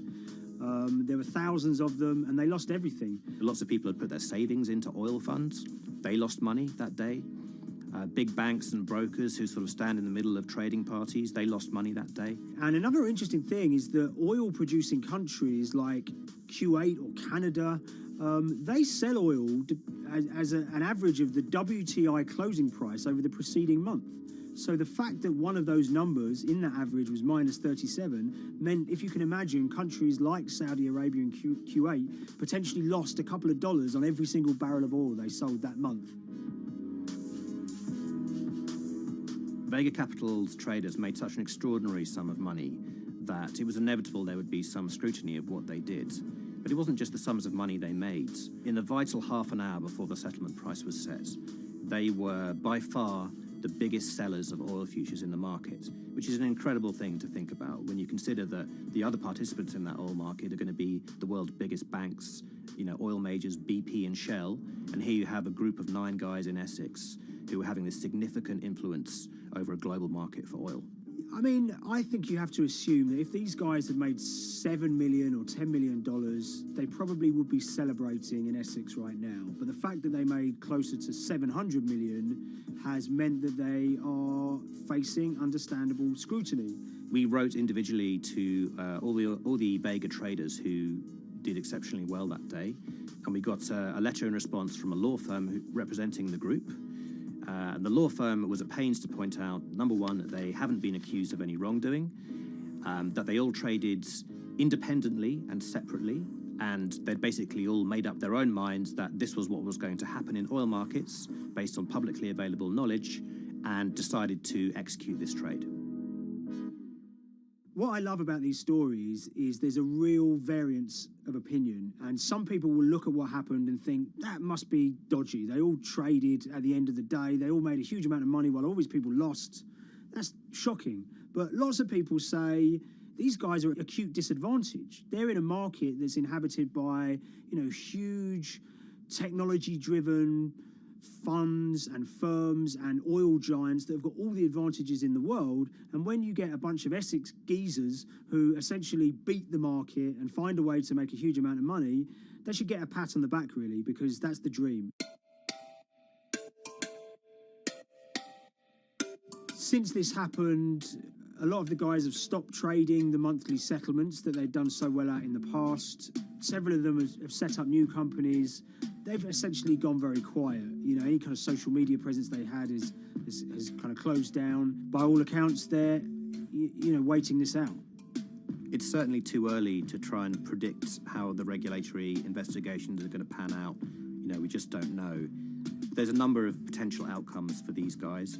Potential punishments if there are any findings of manipulation against Vega or anyone affiliated with it might be you could be fined, you could be banned from trading, and in the most extreme cases there have even been criminal prosecutions in the past of people who have been found to have been manipulating the settlement and misconduct related to trade at settlement. There are other outcomes too. One obvious one is going to be that they're able to walk away from this life-changing trade with all the money that they made and celebrated as heroes in the trading community. That they'll go down as legends.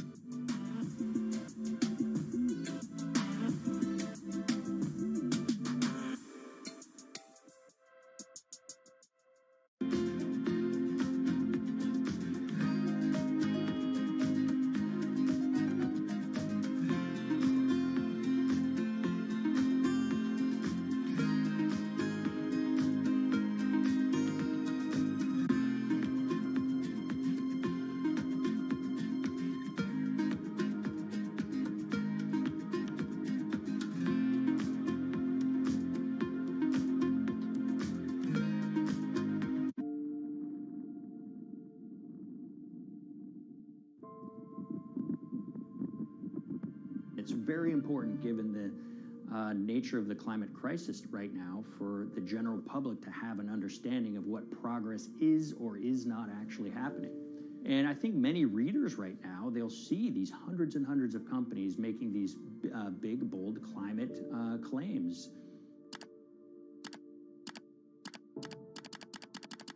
And they would be forgiven to think that we're well on our way to meeting the emission reduction trajectory we need to be on.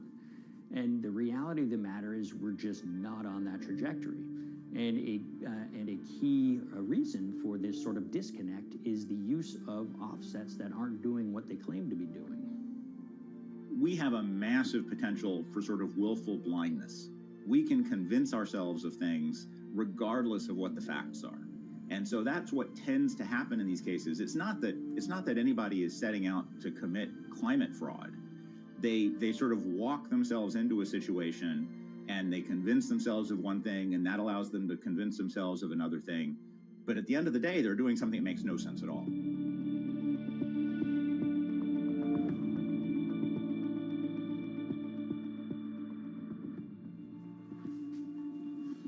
My name is Ben Elgin. I wrote the story about how the billion-dollar market for carbon offsets is setting back the fight against climate change. So one of the challenges in reporting on carbon offsets and trying to figure out what's going on is really finding good experts who have been steeped in this marketplace and are willing to candidly talk about it. One of the best people for this is a fellow named Mark Trexler, and I've been talking to him for more than a decade. My name is Mark Trexler. I've worked in climate change for the last 30 years. I was actually hired by the World Resources Institute in Washington to work on the first carbon offset project in 1988. In terms of defining a carbon offset, one of the beauties, so to speak, of greenhouse gases, sort of the silver lining of greenhouse gases, when you put up a molecule of CO2 into the atmosphere, it can be anywhere in the planet in 7 days. And therefore, if there's an option to reduce emissions on the other side of the planet, and you can do that very cheaply as compared to doing it in your factory, for example, then why not pay that person, that factory on the other side of the planet to reduce their emissions? Then you are, in a sense, offsetting your emissions, and the atmosphere doesn't really see your emissions anymore. So carbon offsets have been around for quite some time, and they were actually key with these international climate agreements, such as the Kyoto Protocol, which mandated the wealthiest countries reduce their greenhouse gas emissions. The treaty was signed on the 11th of December, 1997. Decided. The business community in general saw carbon offsets as a huge opportunity to comply with whatever policies and measures might be coming down the pike on climate change much more cost effectively. We've seen a huge surge in companies making big proclamations about how they're going carbon neutral or zeroing out all of their carbon emissions. We're going to reduce our carbon footprint to net zero. Unilever is committing to net zero emissions. We can achieve a net zero emissions world. We began looking at these corporate claims of dramatically reduced emissions, and we noticed so many of these companies were using carbon offsets to achieve these aims. And as we began to look at the carbon offset projects themselves, what we found is that the environmental benefits claimed by these companies are not actually what they seem to be.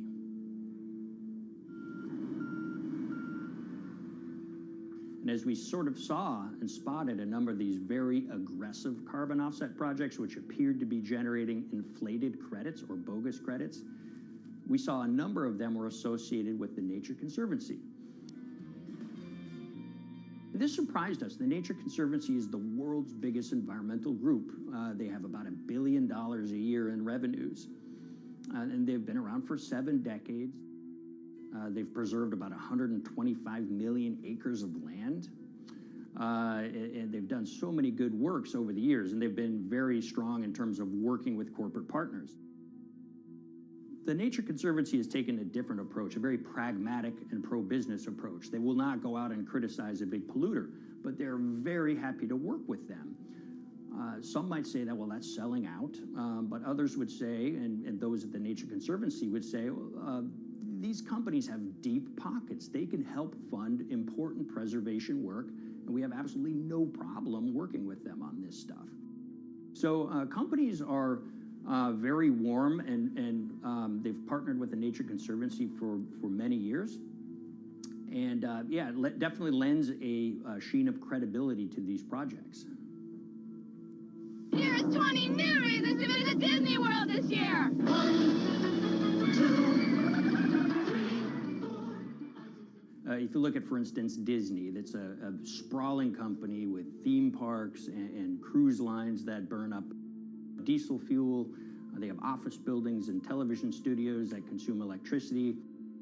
So these companies are trying to make major reductions in their carbon footprints, but it's very difficult to change these fundamental ways their businesses operate. So Disney has been a big buyer of carbon offsets that are orchestrated by the Nature Conservancy. One of the projects that they buy from is called Pennsylvania Ridges. And that's a plot of land. Most of the land is actually about a 3-hour drive outside of Philadelphia. Interestingly, this land, 3,000 of these acres, was actually acquired by the Nature Conservancy in the late 1990s. This land was imminently threatened. There was a pending logging contract on this land. So they do what they've done so well for all of these years, which is they go out, they raise money from local philanthropists, and they go buy this land to protect it from developers and loggers. And at the time, according to an archived version of the Nature Conservancy's website, when they were proudly announcing this deal, they said, these threats have been abated because of this acquisition by the Nature Conservancy. So it's really interesting now, fast forward 2 decades to earlier this year when they put forward this carbon project. And if you look through it, this land is a key part of that carbon project. And what they're now saying is this land is now, once again, imminently threatened. 72% of the trees are going to be cut within 5 years. Now, this is just astounding because this land is owned by the Nature Conservancy. They do not clear-cut land that they've bought through philanthropic donations. So this scenario that they've put forward to get carbon revenues is not really plausible. And what that means is when you have Disney coming in and buying these credits, when it eventually lowers its carbon footprint because of these credits, well, that won't be a credible or truthful claim by Disney.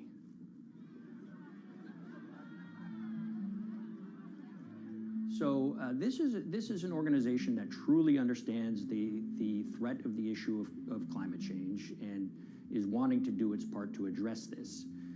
However, in this situation, it just appears their drive, which they've had for decades, to increase the amount of revenues that it can use for land preservation work, Nature Conservancy and many others see that the carbon credits as a pot of money that they can tap into to further their own benevolent aims.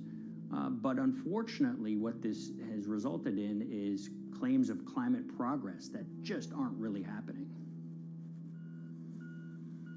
So the Nature Conservancy defends vigorously these deals, and they and others will say, look, our projects are just following the rules that these registries set up. So some would also put some of the blame on the registries themselves because they're setting up the rules which allow these vapid projects to get up and sold. So we've reached out to all of the companies we mentioned in this story, including Disney. They didn't want to be interviewed for this story, but they all told us that, look, we have to rely on the experts out there, and those experts, they say, are these carbon registries that have been set up. Most of these Nature Conservancy deals are set up and sold on this exchange. It's called the American Carbon Registry. Now, it's the oldest of these registries that allow voluntary carbon credits to be sold. They've been around since 1996. What these offset registries do is they set up rules, and any carbon offset project has to follow those rules. But there's this tension that's always there. If the rules are too strict, then it's going to be very hard for carbon offset projects to get up and running. So there's this balance going on where the registries want rules that attract projects, but they don't want it to be so strict where it will disincentivize projects from getting listed. One of the challenges with designing carbon offset systems is that there are normally two people at the table. You have buyers and you have sellers. And to some extent, you have policymakers, but you know, the buyers and the sellers are really the ones with the expertise, with the incentive to really participate hard, make a lot of things happen. And the challenge there is that both of them sort of want the same thing, or they're both happy with the same thing. They're happy with low-cost offsets and a lot of them, because that works for their business model. You end up, though, with nobody really representing the atmosphere, so to speak. Nobody's really representing the climate in those discussions. And so the policies end up biasing the whole system, and you end up in sort of a race to the bottom, and that's what we've seen happen. You know, when it comes specifically to the topic of carbon offsets, you know, I am a fan of carbon offsets in the sense that they can help mitigate climate change. They absolutely can. But, you know, if we're not going to do it correctly in a way that actually does help mitigate climate change, then it's nothing but a distraction. And, you know, after 30 years, you have to start wondering, is it really just a distraction? And that's really unfortunate, but that's where we are. Ultimately, what needs to happen is systemic change. You know, we're sort of nibbling around the edges with some of these different things. We need to change how we produce energy. We need to change how we transport ourselves. We need to change what and how we eat. You know, we need systemic change associated with transitioning to a low-carbon economy. A lot of what we're doing today is not promoting systemic change. It's sort of trying to stick your thumb in the dike to preserve the current system. And at the end of the day, that can't really work.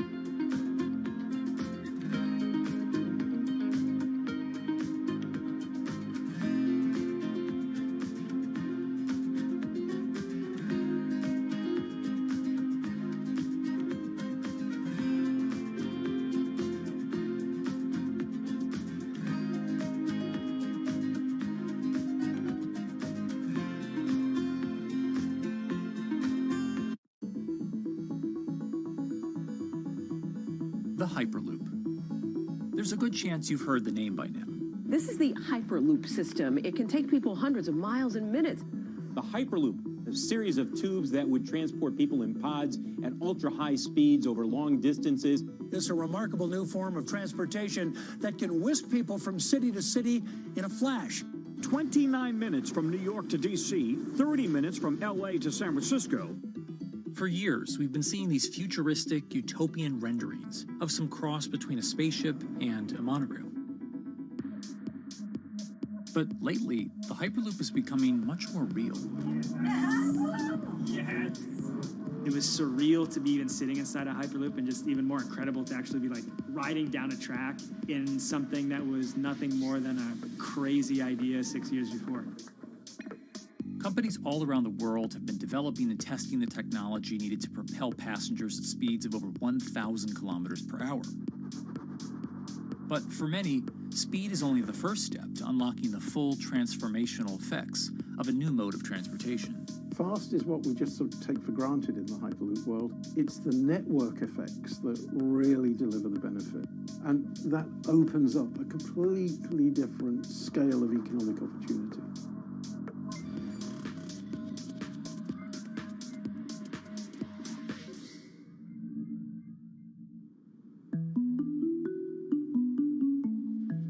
We've got planes, trains, automobiles, and boats for getting around Earth. But what if there was a fifth mode? And I have a name for it, which is called the Hyperloop. The Hyperloop? Hyperloop, yeah. In 2013, while riding high on the growing success of Tesla and SpaceX, entrepreneur Elon Musk released a white paper outlining the basic framework of the technology he called Hyperloop. The basic idea goes a little something like this. A tube reduces the air pressure to a near vacuum-like environment. A Hyperloop pod is then suspended in the tube, usually by magnetic levitation. The whole pod can then be propelled forward. Because there's no traditional friction sources like air resistance or rolling friction that would push back against the pod, the Hyperloop is able to move at incredibly high speeds and do so fairly efficiently. Despite its futuristic name, however, the general concept behind Hyperloop is actually pretty old. In fact, New York City's first attempt at an underground public transit system in the 1870s was based on a similar principle. The pneumatic transit system was short-lived, however, only stretching one block and topping out at a rather leisurely 10 miles per hour. While Elon would make some 21st century improvements to this concept and bestow a very 21st century name, he wouldn't end up pursuing the technology itself, instead electing to focus his efforts on something a little bit deeper, literally digging the requisite tunnels via his boring company. It would take another billionaire industrialist who dabbles in spaceflight. No, wait, not that one. Yeah, that's the one. After Richard Branson would make a large investment in the company Hyperloop One, it would be renamed to Virgin Hyperloop. What we've always been trying to do as a company is show that this technology could work, that it could be made safe, and that ultimately it's something that's happening in the next couple of years, not the next 20 years. Josh Geigel is the co-founder and CEO of Virgin Hyperloop. In a familiar tech startup story, he's seen the project go from a garage to a large-scale testing facility outside of Las Vegas. So we started building the first kind of Hyperloop system in 2016. We've done a lot of work, about 500 tests that we've done on that over the last 5 years. And what we realized that we need to do is take that technology, show that it can be commercial, so drive the cost down, improve the efficiency, improve the performance. But the key thing is actually making it approachable and safe for individuals. In order to do that, Josh, along with Virgin's head of passenger experience, Sarah Lucian, bravely volunteered to take the inaugural ride. What her and I were realizing is we're the first two people sitting in a Hyperloop. The only type of people that have gone through this environment are in spacesuits, and there we are in just normal clothes because of the system, the safety of what we've designed. 3, 2, 1, launch. And then once we started going, you felt a bit of acceleration. We accelerated a little bit harder than we would in commercial. It'd be like a sports car. Yes. We got to about 108 miles an hour on that test. And it's a short run. It's about 500 yards or so, and came to a stop. The test, lasting only about 20 seconds and covering only a quarter of a mile at just over 100 miles per hour, is a long way away from a true functioning Hyperloop. But as for optics, it's a crucial step for the future of funding.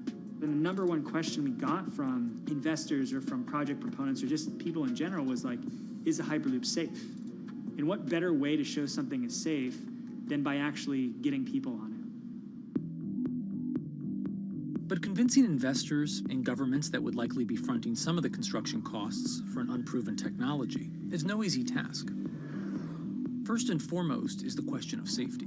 Most people don't know how an airplane works, but yet they get on an airplane. They get on an airplane because, it's faster than driving, and most importantly, they've probably gotten off of one before, they've seen someone get off of one before. And so what we set out to do was actually show that Hyperloop could be safe with two normal people, not astronauts, not adrenaline junkies or test pilots or anything like that. Two normal people getting on a Hyperloop, and then most importantly, those two people getting off. But beyond safety concerns, constructing Hyperloops will undoubtedly require a significant capital investment to the estimated tune of around $60 million per kilometer of track. So a track from San Francisco to Los Angeles, for example, is likely to come with a price tag over $10 billion. And before large governments are willing to come in and front those costs, investors who are funding Hyperloop development must accept it as a long-term mixture of technology and infrastructure investing. Investors that are used to short returns because you're developing apps or something to that effect, those aren't the investors that really get excited about Hyperloop. What you start to see is the people that are looking at platform technologies, right? So this idea that because the smartphone existed, Uber could exist, right? So who are like the Vanderbilts of this century? And that's the part where you're going to get a lot more no's than yeses. But those people that have the ability, the fortitude to stick it out, to see the game-changing platform here, those are the people that we're looking for. And since we've done that passenger test, there has been a lot of interest that's really, this is a lot sooner than I thought.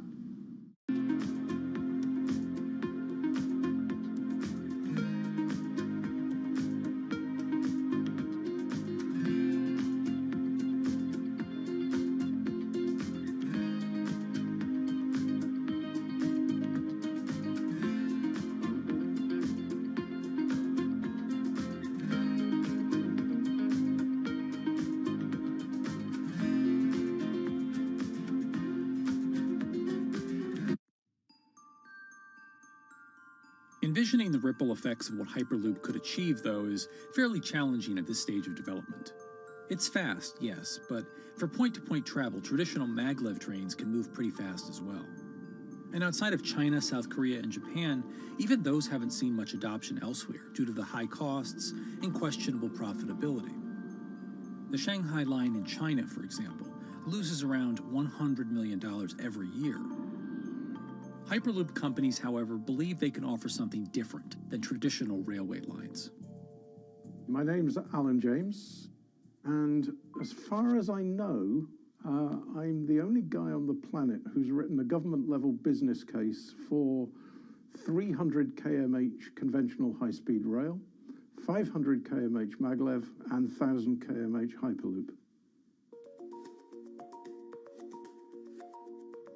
It's fundamentally about moving people from where they are to where they want to go, when they want to make those journeys, and doing it in much smaller numbers. So pod designs for Hyperloop range from 12 to 28 seats, typically. Why are they small? It's because small enables the network to operate flexibly. And a great example of that is the east-west strategic route across the north of England, from Liverpool to Manchester to Leeds. So to get from Liverpool via Manchester to Leeds by train is just short of 2 hours today. It'll probably take you 2 hours driving as well in average traffic conditions. Net result is those three city regions remain three separate entities: Liverpool, Manchester, Leeds. There's very little commuting traffic between those urban areas. Hyperloop absolutely changes that from the ground up. Liverpool to Manchester is a 5 or 6 minute journey. Manchester to Leeds is also a 5 or 6 minute journey. What that effectively does is create a single supercity economy. In this vision, the Hyperloop acts a little more like a highway, where pods have fixed destinations and don't need to stop along the way. Meaning you can travel on a Hyperloop network from, say, Liverpool to Leeds, while the pod behind you travels from Liverpool to Manchester. And if that metro Hyperloop network is connected to other networks from the same location, you could travel from Liverpool to Paris or Liverpool to Amsterdam, all without making a single stop. For passengers, for business, for leisure, that is utterly transformational. For high-value freight and logistics, it's equally transformational. But critically, if you do a Hyperloop network at scale, you begin to deliver massively significant carbon savings too. A multi-regional Hyperloop network could become a replacement for both short-haul passenger and cargo flights and traditional ground transportation, both of which are significant carbon producers. One Hyperloop-connected distribution hub, perhaps at an airport that is predominantly used for international air freight, replacing maybe 10, 12, 15 distributed road hubs. It takes a lot of polluting and inefficient truck haulage off the roads. That itself means roads gain extra capacity. Hyperloops will still need to use electricity to both move pods and maintain the near-vacuum environment in the tube. Proponents of the technology believe that this can be done by using renewable sources, including a combination of solar panels and battery technology that could be used along the Hyperloop itself.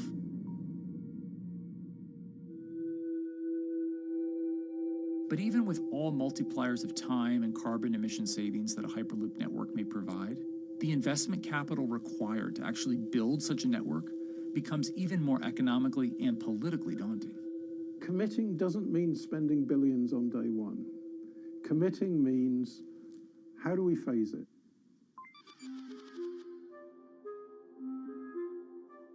One company in the Netherlands is working to develop that technology, and perhaps more importantly, the international coalition needed to make the Hyperloop network a reality.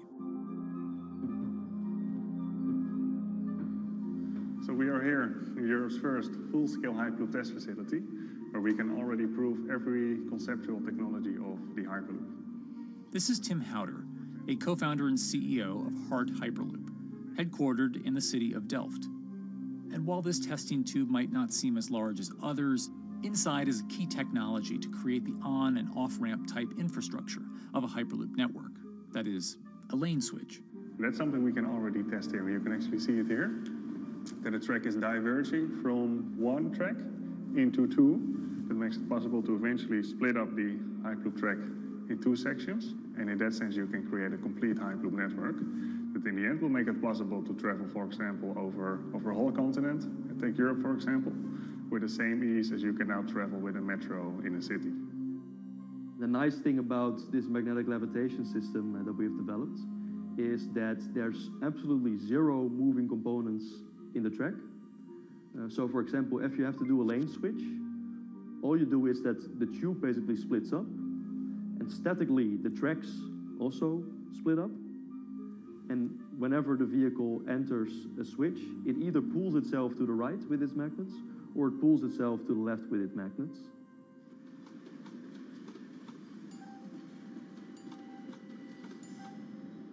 Lane switching on traditional rail requires the physical movement of the rail. Even modern magnetic levitation tracks use lane switching techniques in order to transfer trains from one track to another. And this is a very crucial element, because this is the thing that limits the capacity and, in the end, the usefulness of the rail network. Because the moment that a track is switching, that means that at that moment you are creating an unsafe environment for the trains behind it. So you need a lot of space between trains. But in a Hyperloop, because you have no moving components in the track, all the vehicles can be much closer to each other. You can achieve a very high frequency and basically have your vehicles moving and merging in and out of the network very much like a highway. For now, though, Hart's physical testing has been limited by the size of their tube. Because the test track is only 30 meters long, they haven't tested this lane switch at speeds greater than 20 kilometers per hour.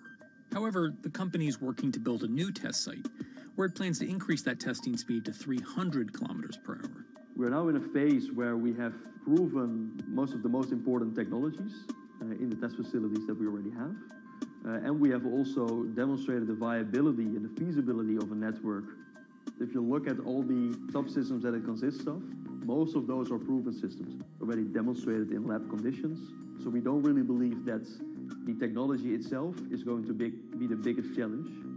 Because for all Hyperloop companies out there, actually building a Hyperloop system requires more than just a good product. We're talking about the safety aspects, we're talking about integration into the environment, we're talking about the social aspects. Do people feel comfortable traveling in such a system? So it's about all these different aspects. And the complexity is really getting all the different stakeholders that are relevant and that do need to contribute to bring this to market, to get them all following the same roadmap.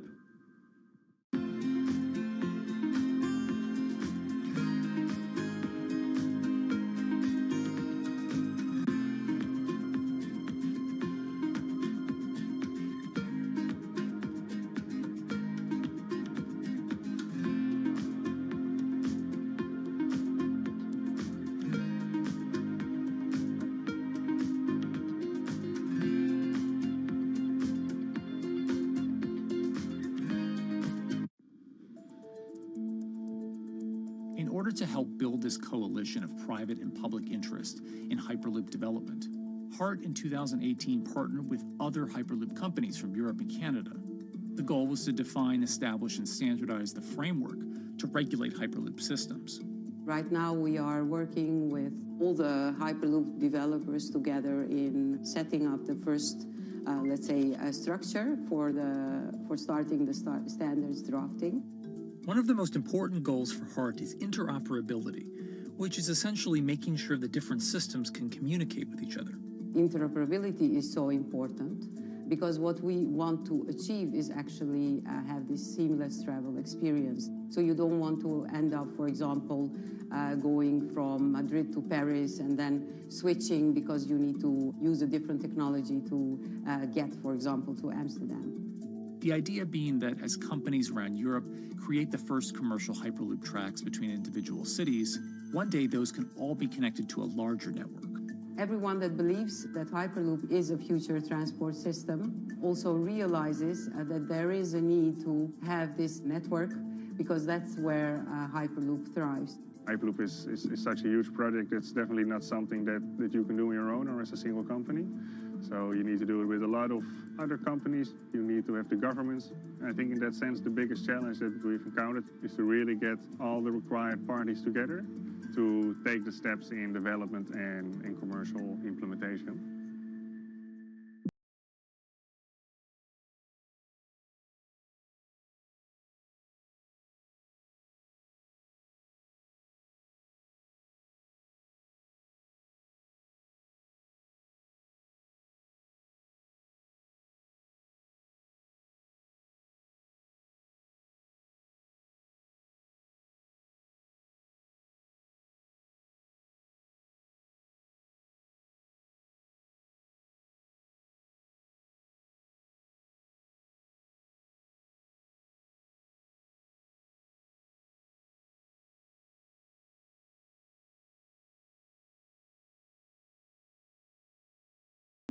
The idea that there's multiple Hyperloop companies, I think, is a redeeming aspect in the business.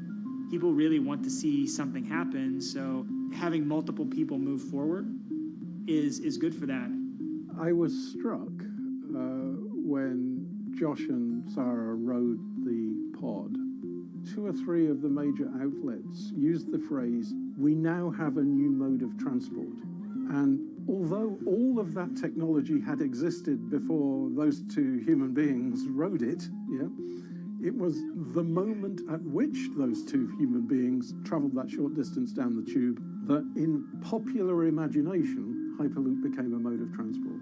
The metaphor I use with my team is that, the Wright brothers were first, but none of us fly on Wright Brothers Airlines anymore. If you don't continue to innovate, you're not going to be around, and so we'll continue to be at the forefront of building Hyperloop. Back in 2013, Elon had an idea. I think the difference now in 2021 is some brilliant engineers have spent real time grinding out the details. And I thoroughly expect the next 3 to 5 years to be decisive.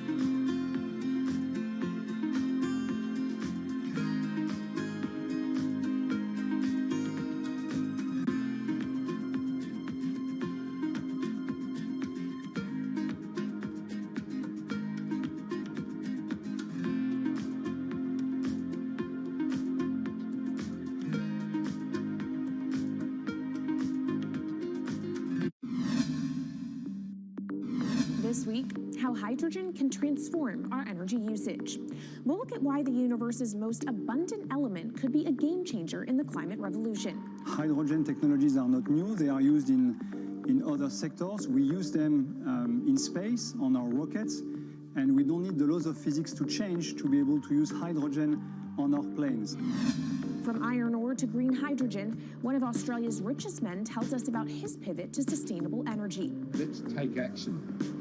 It's practical, it's implementable. Let's do it now. Plus, the hydrogen revolution. We'll speak with the CEO of Italian utilities firm Snam about his new book and how green hydrogen could be competitive within 5 years. Costs are coming down and people are waking up to the fact that it's the only way to decarbonize certain sectors.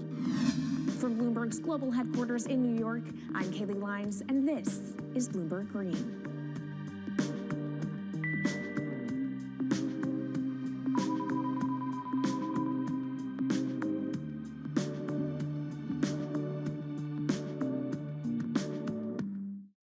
It's a new year, so here at Bloomberg Green, we're highlighting new solutions in the fight against climate change. And one of those is as old as the universe itself, hydrogen. It's the simplest element around, but could well be a game changer when it comes to turning around our dependence on fossil fuels. Today, hydrogen is used in the chemicals industry to produce petroleum products. It's also starting to be used in steel production, an industry under a lot of pressure to decarbonize. But it has far more uses as well, from powering cars to heating our homes. And Bloomberg New Energy Finance sees a seismic shift in the sector in the next 10 years as green hydrogen squeezes out dirtier alternatives. So-called gray hydrogen dominates today. But as renewable electricity gets cheaper and more accessible, so will green hydrogen. In this week's edition of Bloomberg Green, we'll explore what this push into hydrogen means for tackling climate change. We'll hear from Australian billionaire Twiggy Forrest about his pivot from iron ore to hydrogen, and we'll also speak with the CEO of Italian utility company Snam about his book, The Hydrogen Revolution. But first, what are we using hydrogen for? And why does it actually matter? Christine Lee Edwards explains. Hydrogen, the most plentiful element in the universe. On Earth, we find it mostly bonded to oxygen in the form of water, or in other gases known as hydrocarbons. Hydrogen gas, H2, burns hot and clean, making it an attractive tool in the race to net zero. But isolating hydrogen from other elements is no easy task. Today, the cheapest way to do this is via chemical processes that break up natural gas. This releases a lot of carbon dioxide. Another method is to use electricity to split water molecules in a process called electrolysis. Although there is no carbon byproduct, a lot of electricity is needed. And if this power comes from burning coal or gas, it negates the zero emissions goals of using hydrogen to begin with. Hydrogen produced in this way, powered by fossil fuels, is called gray hydrogen. If carbon capture and storage is used together with fossil fuels, then it becomes blue hydrogen. If nuclear power is used, it's called pink. And finally, green hydrogen is when it's produced via electrolysis and powered from renewable sources. This method is considered emissions-free. It's predicted that by the early 2030s, H2 made from renewables will be cheaper than that made from fossil fuels. But that hinges on the cost of electrolysis declining, which will be achieved through larger projects and an expansion of manufacturing. To be clear, vast amounts of H2 are already used today. Global production in 2018 totaled 117 million metric tons. This hydrogen is mostly used for its chemical properties, not as a source of energy, and very little of it is clean. Some sectors like steel could start using hydrogen for these chemical properties, replacing coal. Industries like cement and glass may also use hydrogen as a source of heat. Another advantage is its energy storage potential. It can be stored over long periods of time and used when more power needs to be added to the grid. It also could hold an advantage over batteries in heavy transport and shipping. The promise of hydrogen for energy has been around since at least 1874, when Jules Verne wrote about it in his book, The Mysterious Island. But the future of hydrogen will depend on policy. Countries with net zero targets, carbon pricing, and hydrogen strategies with investment mechanisms are likely to see the highest H2 demand.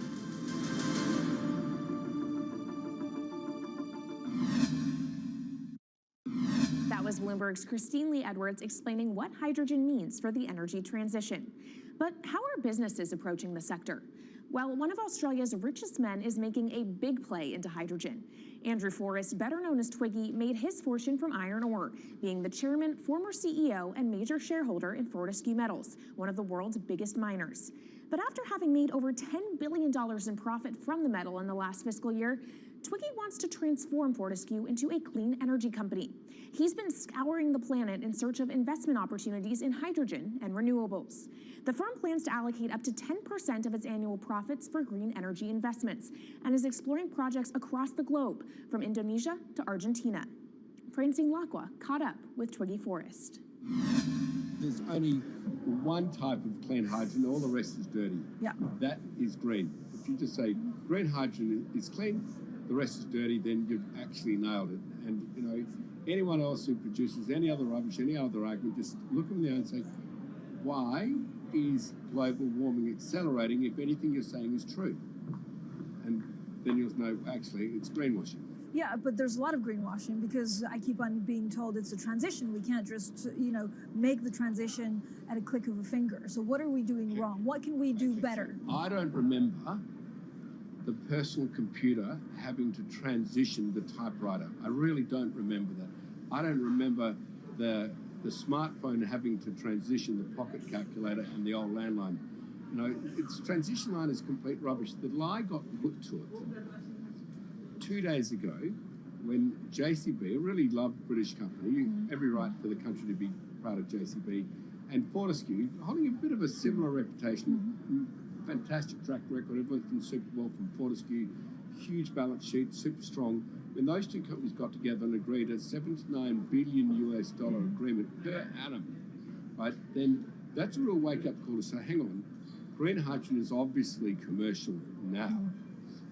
You know, every other form of fossil fuel hydrogen, you know, it can compete with it on price, it can probably lose on price, but what we know, it is cooking the planet.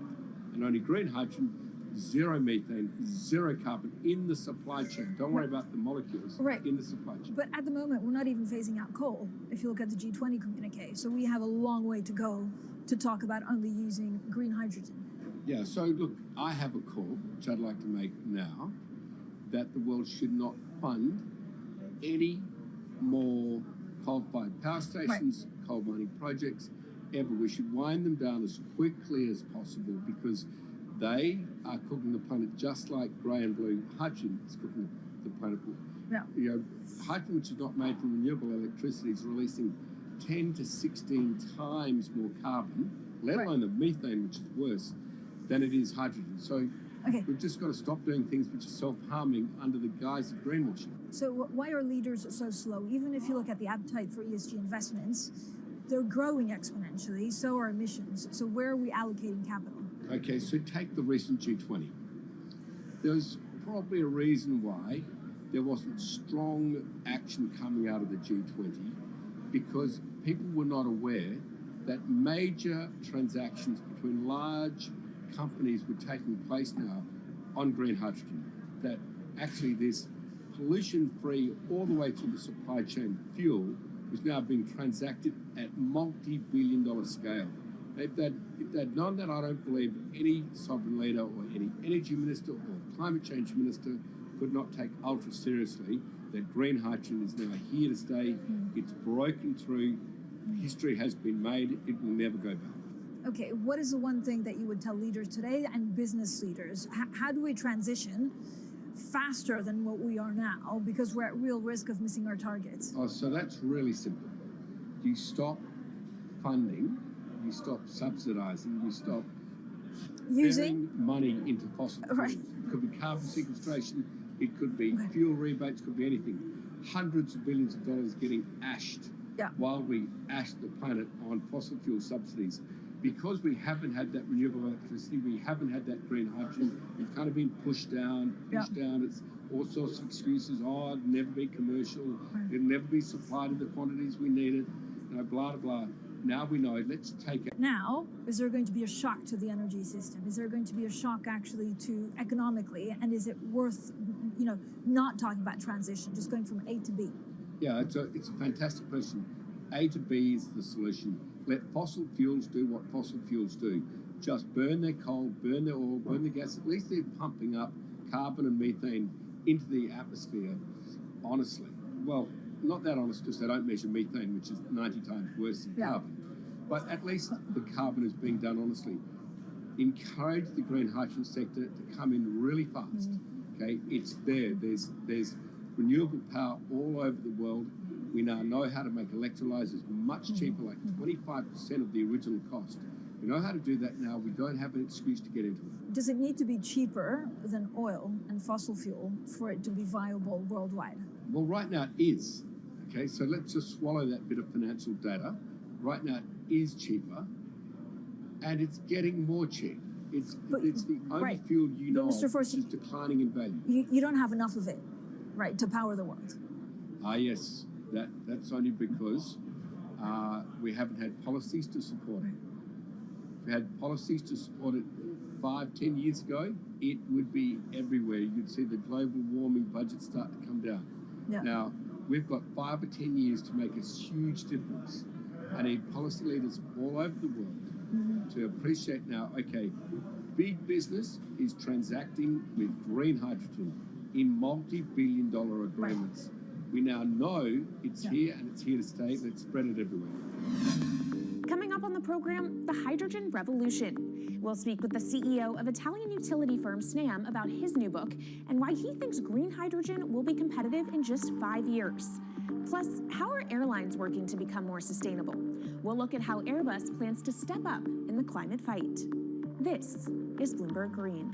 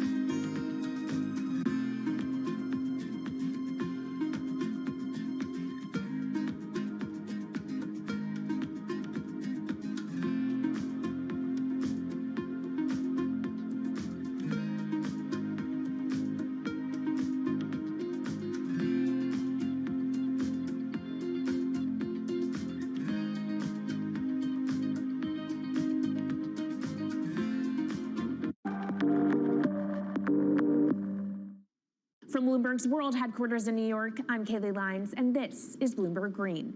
What will the world look like in 2050? Will global temperatures have stabilized, electric vehicles be abundant, and solar and wind power homes around the world? According to Marco Alvera, the CEO of Italian energy company Snam, that vision of the future could be a reality. And he says that hydrogen will pave its way. As he tells it in his new book, The Hydrogen Revolution, Alvera's moment of reckoning came in November 2018 when he tasked the Snam Scenarios team with studying how Europe could reduce its CO2 emissions to zero by 2050. Looking through the results of the study, Alvera said he was struck by how much hydrogen was in Europe's energy mix by that year. Beyond the abundance of hydrogen, the Snam model also predicted that it would be the cheapest form of decarbonized energy for many sectors, and that it could be cheaper than today's prices for oil, coal, and nuclear power. Our Maria Tadeo spoke with Alvera at COP26. It's happening all very fast. We see the cost of hydrogen coming down a lot. Hydrogen will play a big role in the energy mix. I don't know if it's going to be 15 or 25% of a fully decarbonized energy system, but it's going to be big. Costs are coming down, and people are waking up to the fact that it's the only way to decarbonize certain sectors, the so-called hard-to-abate sectors. And you say it's the only way and the costs are coming down. Where do you see prices moving? Because a lot of the reticence at times has to do with the pricing, that some argue, well, it's still not the cheapest option on the market. So when I was first working in hydrogen in 2004, it was costing $1,000 per megawatt hour. 2010, $600. Today, $100, and we see it going down to $50 in 5 years' time, and to going down to $25 per megawatt hour in the next 10 years or so, which is a quarter of where it is today. That's really because renewable energy, and we're talking green hydrogen here, renewable energy costs are falling, but the cost of making the electrolyzer, which is the kit that you use to convert solar or wind energy and water into hydrogen, the cost of this kit is falling a lot because it doesn't really exist on an industrial scale. So as we build up capacity, we industrialize it, we standardize it, and we squeeze costs out. That's really the cost trajectory. And for that, of course, you need demand, however, for governments and also institutions to kind of buy into this idea that it is the future and we want to invest and create infrastructure. What are they telling you? When you speak to governments, when you speak to officials, are they keen on this? They're very keen. So the Department of Energy shares our view in the States of getting to below $1 a kilo, which is $25 a megawatt hour. The European Union has a hydrogen strategy, which is very clear, and several member states have the same. Chile wants to export a lot of hydrogen. China's big on hydrogen. Australia's very big on hydrogen. Japan is blending already hydrogen. So I would say the world is now really focused on this because it's the only way to store energy for a long period of time economically is to convert it into either a liquid or a gas. And of course, you talk about the price, but the other big component is the volume. You know, how big can you go? Where do you see that on a time scale? So wherever it's sunny or windy, you can produce very cheap hydrogen eventually. And so compared to oil and gas, which are concentrated in few parts of the world, it's going to be very democratic from that point of view. So every sunny place, every desert, every ocean wind can be turned into hydrogen that we can put on ships, in pipes, and really start trading it around the world. So it's going to happen a lot faster than a lot of people think. So, and when you say a lot faster, what is that in time? As I said, $50, which is essentially oil parity within 5 years. And then, depending on how quickly we ramp it up after that, we could get to $25, which is coal parity before the end of the decade. And in big scale. In big scale, because once you get to coal parity, that's the only way we're going to get China and India to stop burning new coal.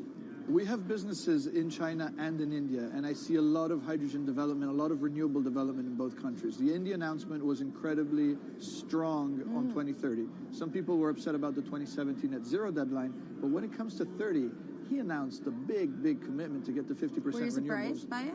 I was surprised that they would make it so explicit, and even the net zero is a big thing for them. And so I think it will happen faster than 2070 because of the falling costs of renewable and hydrogen. India's burning 80 gigawatt of oil, of diesel, to keep the lights on. So there's an immediate opportunity there, and we're very interested in working that country. And with regards to China, perhaps the fact that we haven't really seen them active, I guess the diplomats are working on this, but we haven't really seen the leadership. It's going to be technology, it's going to be industry. I think China has committed to a net zero, which is very important. At the G20, China was clearly behind the 1.5 degrees. So I think a lot has been achieved between the G20 and COP. And I think what's really important is to see in the coming years how quick it's in our hands to make part of this happen in 5 years, or it could otherwise happen in 15, 20 years. It's about building the project. The capital is there. We saw how many trillions of dollars are already committed. What's missing is really the projects, and that's where companies like us step in. Marco Alvera, CEO of SNAM there, speaking with our Maria Tadeo. Let's turn now to the aviation industry. It's a big contributor to global greenhouse gas emissions, and it's under pressure to change that. In October, the International Air Transport Association, a trade body representing airlines, approved a target of achieving net zero emissions by 2050. To achieve that, many airlines in the US and Europe are looking to buy sustainable aviation fuel made from renewable sources like used vegetable oil. Initiatives like these are pushing plane makers to come up with some radical new aircraft that will eventually cater to our growing appetite for travel without hurting the environment. We took a look at how Airbus, the world's #2 aircraft manufacturer, is stepping up to the challenge. How long until we can fly emission-free? Airbus says it's more confident by the day it can be done by its 2035 target. Airbus's CEO spoke about its ambitions for hydrogen-powered planes at the company's summit in France. The physics works.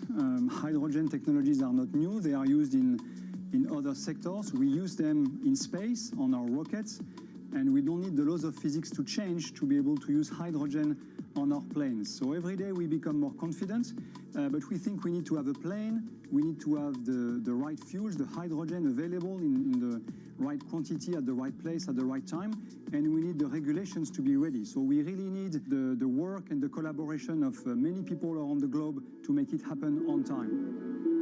But it could be a long wait until green passenger jets go mainstream.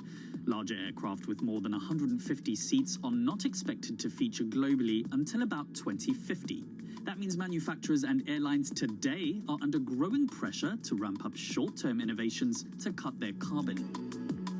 In the long term, meeting the ambitious plans for so-called green hydrogen means building a giant industry almost from scratch. To make that happen, British airline EasyJet is among those saying governments need to get involved and fast. Aviation's emissions over the last 3 decades leading up to the pandemic grew by about 80% to over 1 gigaton, and that's projected to double by 2050. According to Bloomberg NEF, about half of the airlines with the largest global market share have set net zero targets by that same date, nearly 3 decades away.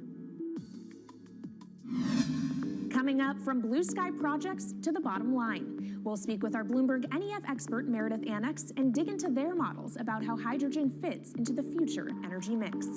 This is Bloomberg Green.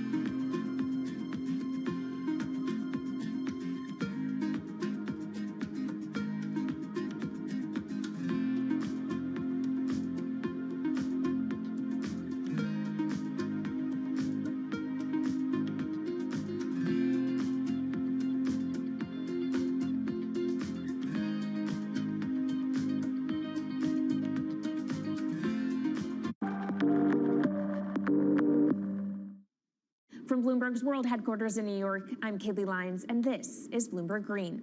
Now let's bring in Meredith Annex, our Bloomberg NEF hydrogen specialist, to talk more about how hydrogen could change the energy landscape. So Meredith, what place do you think hydrogen is likely to have in the future energy mix globally? Hydrogen's this incredible solution for us as we look to decarbonize because it's a perfect solution in areas that are hard to electrify.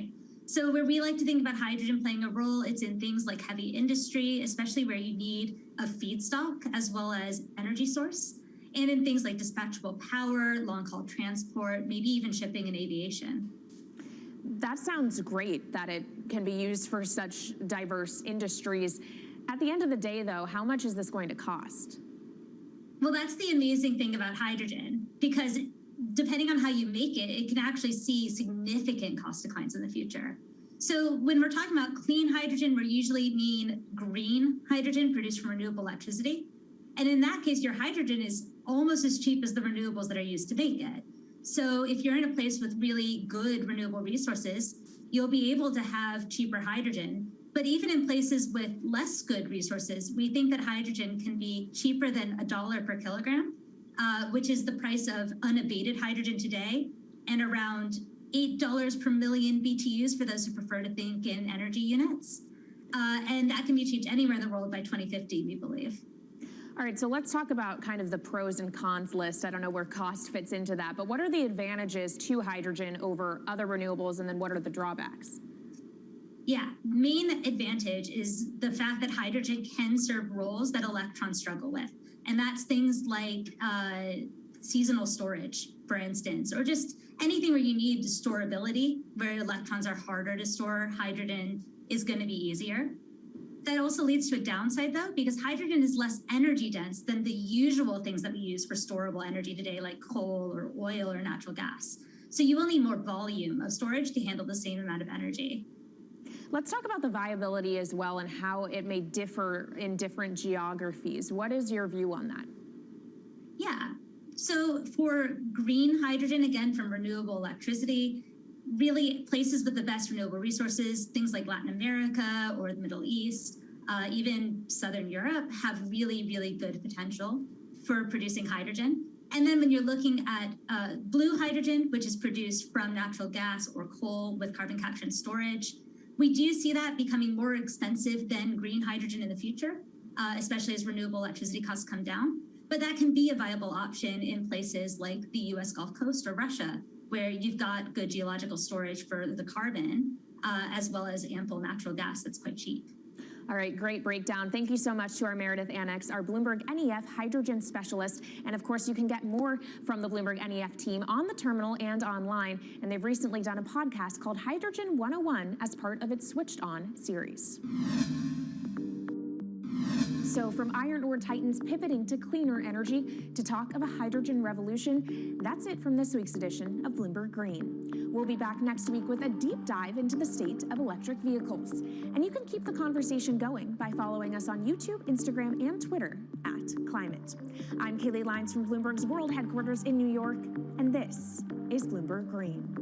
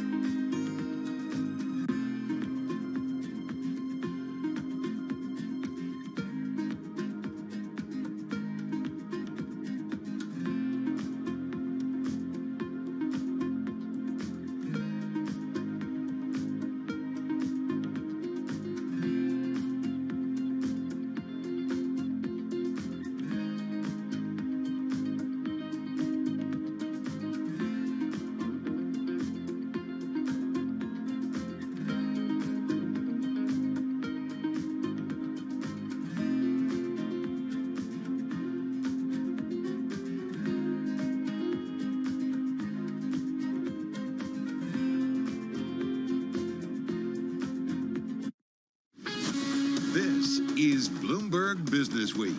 Insight from the reporters and editors who bring you America's most trusted business magazine, plus global business, finance, and tech news as it happens. Bloomberg Business Week with Carol Masser and Bloomberg Quick Takes Tim Stenovic on Bloomberg Radio. And a very good afternoon, everybody. Live in the Bloomberg Interactive Brokers studio, streaming on YouTube and on Bloomberg Quick Take.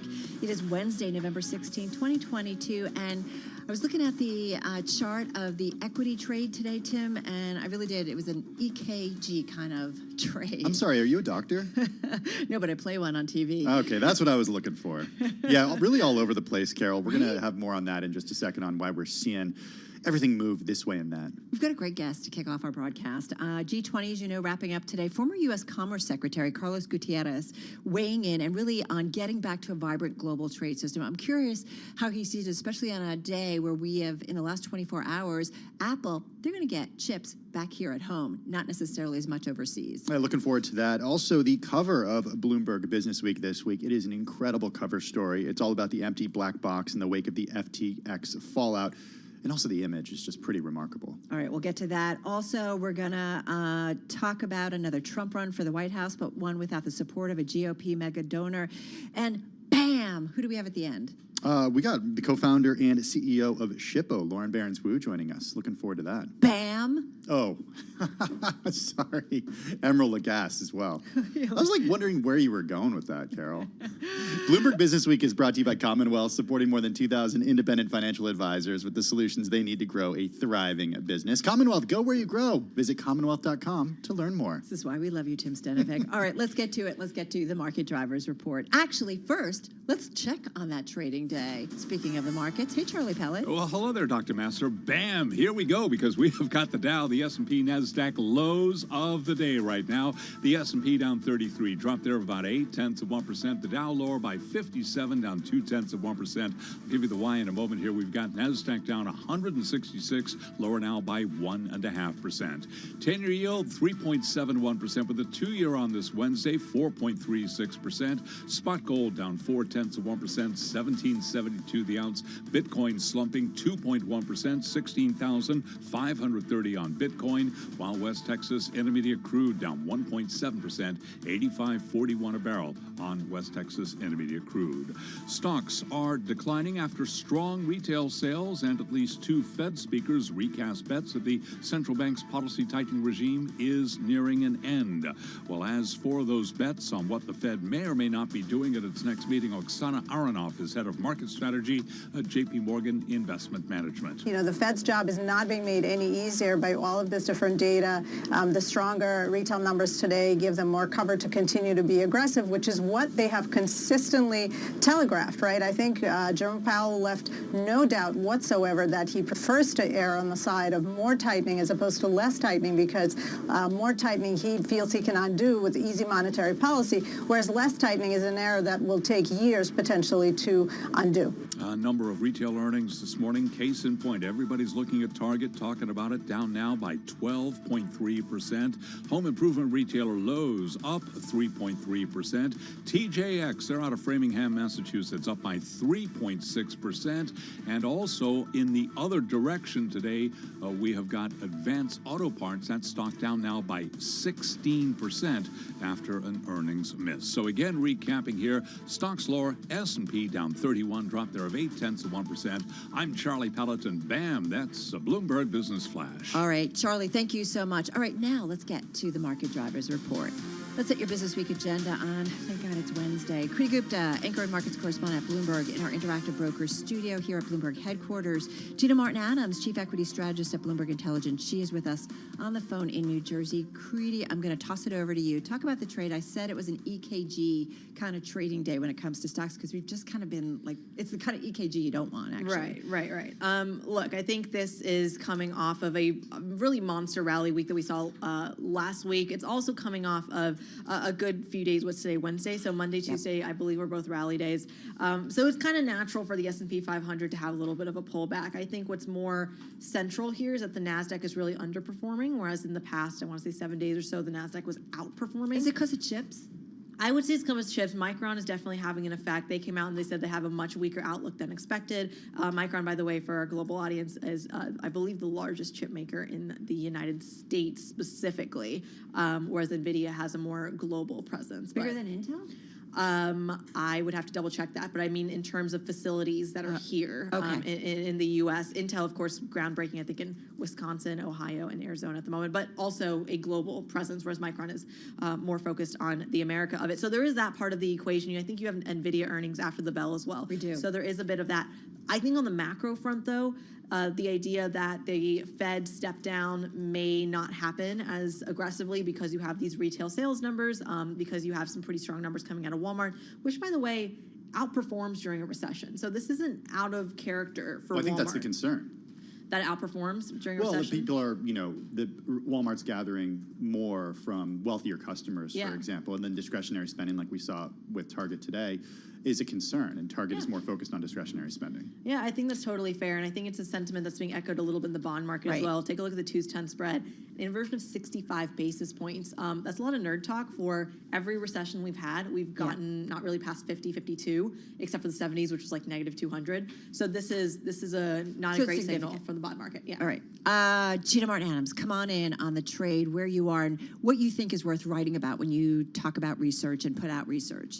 Yeah, what we've been sort of stunned by over the last 2 weeks is just the pace of negative estimate revision, not only from companies telling us, their guidance really falling through the floor, but also analyst expectations just plummeting, which was really priced into the market as of the September sort of sell-off that we had. But nonetheless, analysts are now officially expecting a recession in U.S.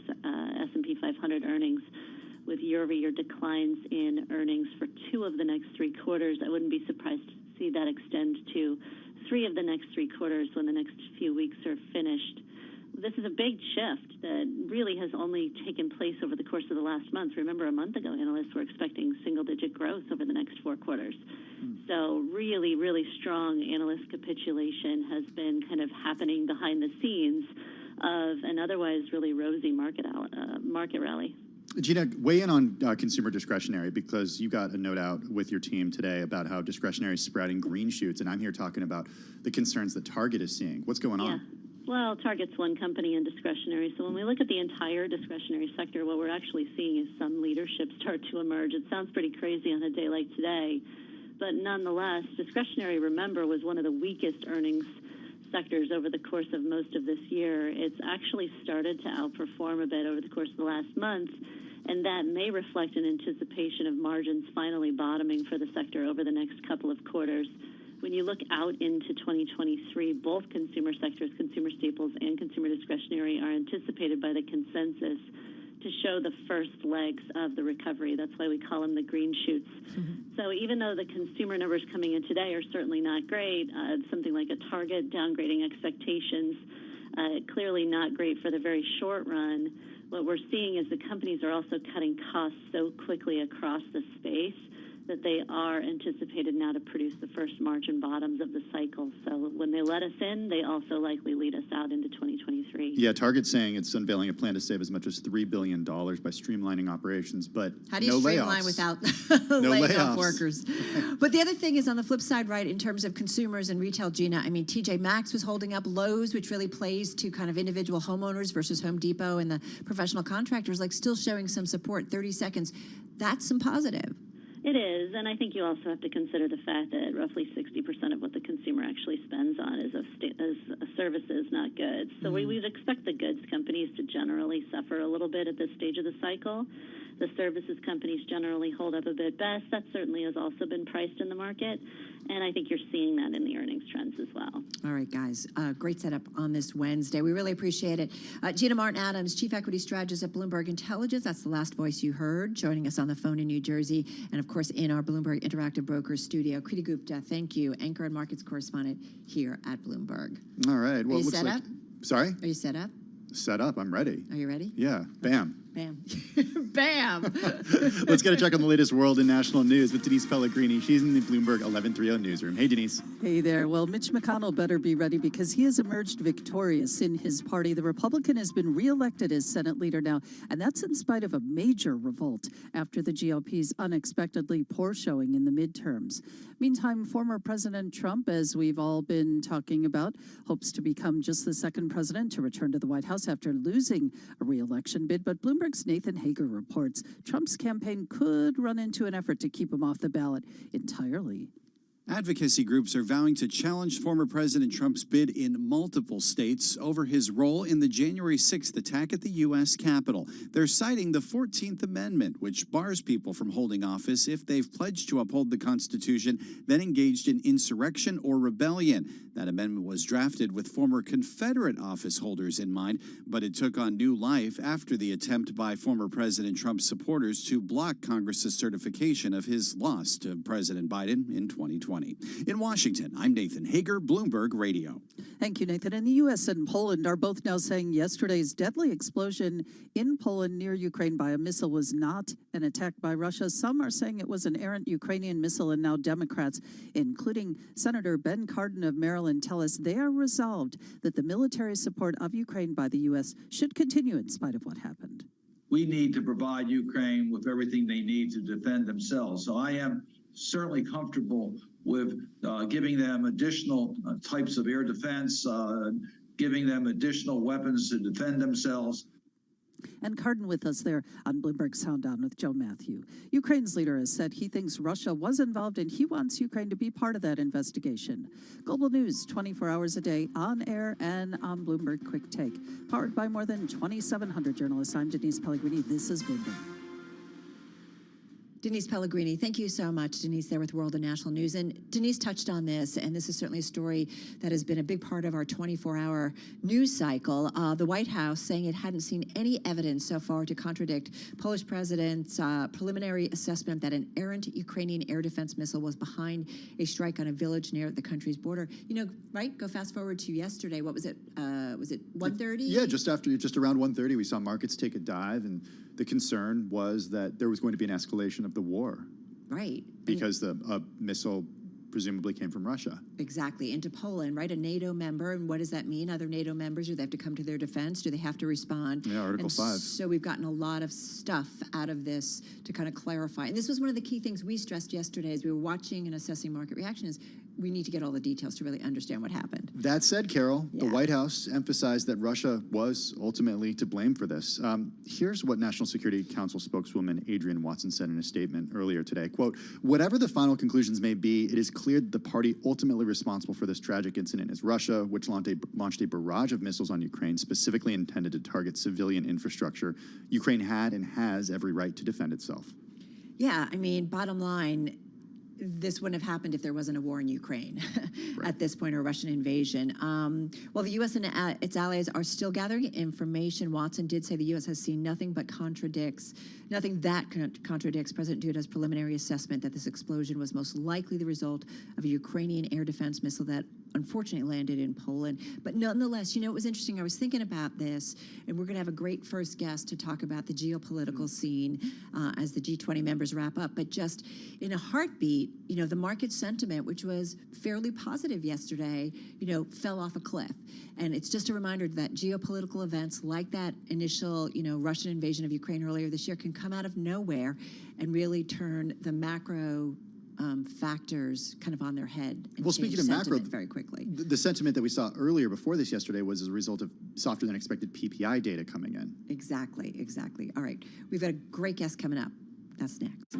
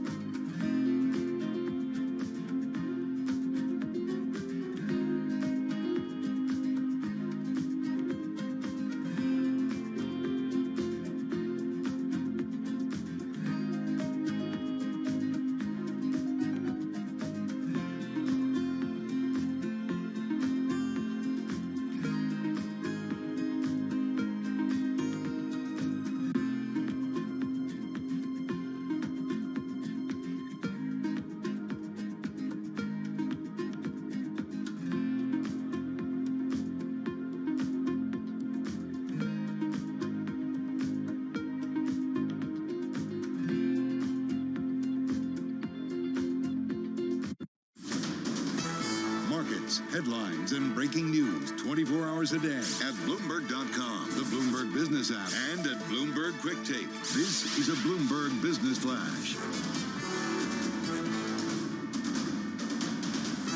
From Bloomberg World Headquarters, I'm Charlie Pella. We've got stocks near session lows right now. A 33-point drop in the S&P 500 index, down by about 0.8%. Dow on the minus side, lower by 34 points, a drop there of 0.1%. Nasdaq down 169, a decline of 1.5%. Stocks lower after strong retail sales and at least two Fed speakers recast bets that the central bank's policy tightening regime is nearing an end. 10-year yield right now 3.70%. We're looking at a 2-year yield of 4.36%. Spot gold down $5 the ounce to $17.73 for gold. That is a drop of about 0.3%. West Texas Intermediate crude down 1.8%, $85.41 for a barrel of WTI. Lots of retail earnings today and two big tech names after the close of trading today. Among those names, we will be hearing from NVIDIA. That stock down now by 3.3%. Also reporting after the close of trading, Cisco Systems. Cisco down now by just about 1%. Again, recapping, stocks lower, S&P down 0.8%. I'm Charlie Pelleton. That is a Bloomberg Business Flash. All right, Charlie, thank you so much. Carol Massar along with Tim Stanovic live here on Bloomberg Business Week. And the last few years have reminded us of how the world as we know it can be turned upside down thanks to the global pandemic, the pushback against globalization, and rising and unexpected geopolitical tensions. Well, this is all happening, of course, as G20 leaders have been meeting in Bali, Indonesia. With all of that in mind, we welcome former U.S. Secretary of Commerce Carlos Gutierrez, served under President George W. Bush. He's co-founder and executive chairman of Empath. It's a company that works with other companies and their HR teams really on identifying the skills of its workers, tapping into that talent to the benefit of both employee and employer. And he joins us on the phone from Washington, D.C. Mr. Secretary, so delighted to have you here with us. I do want to ask you and start with the G20. Do you think it was a productive round of meetings? If so or if not, if you could explain. Well, you never, at least I never expect a lot from those meetings. The statements are usually what you get, but very rarely do you get any concrete decisions. One thing that the G20 did do is issue a statement against the war in Ukraine, although it wasn't really unanimous. There were a couple of, there was language that tended to soften the demand, let's say. On the trade side, I found their statement to be very bland, very non-committal. They talk about trade, but they talked about trade in relation to sustainability. So anytime you see the word trade, you usually see sustainability. Nothing about tariffs, nothing about protectionism, really nothing about globalization. So it was a very weak endorsement of trade. I agree that WTO needs reform, and that goes ahead. I wish we had a reformed and strengthened WTO when all the tariffs started, but it seems to me like it's going to continue to be the status quo. How would you have advised the Biden administration to go into this G20 with the results that you were looking for? Yeah, I would, especially now that that the midterms are over, I would have leaned forward a lot more on the importance of trade. Maybe the administration tried to get a statement in there about trade and intellectual property and technology, but probably could not get the whole group to go with it. But yes, the administration has really left some big value on the table. For example, the CTPP, a trade agreement which will bring or open up a lot of countries in Asia for U.S. manufacturers, U.S. companies. That was an Obama-era agreement, and nothing has happened. I would have thought that President Trump took it out because he was following protectionist policies.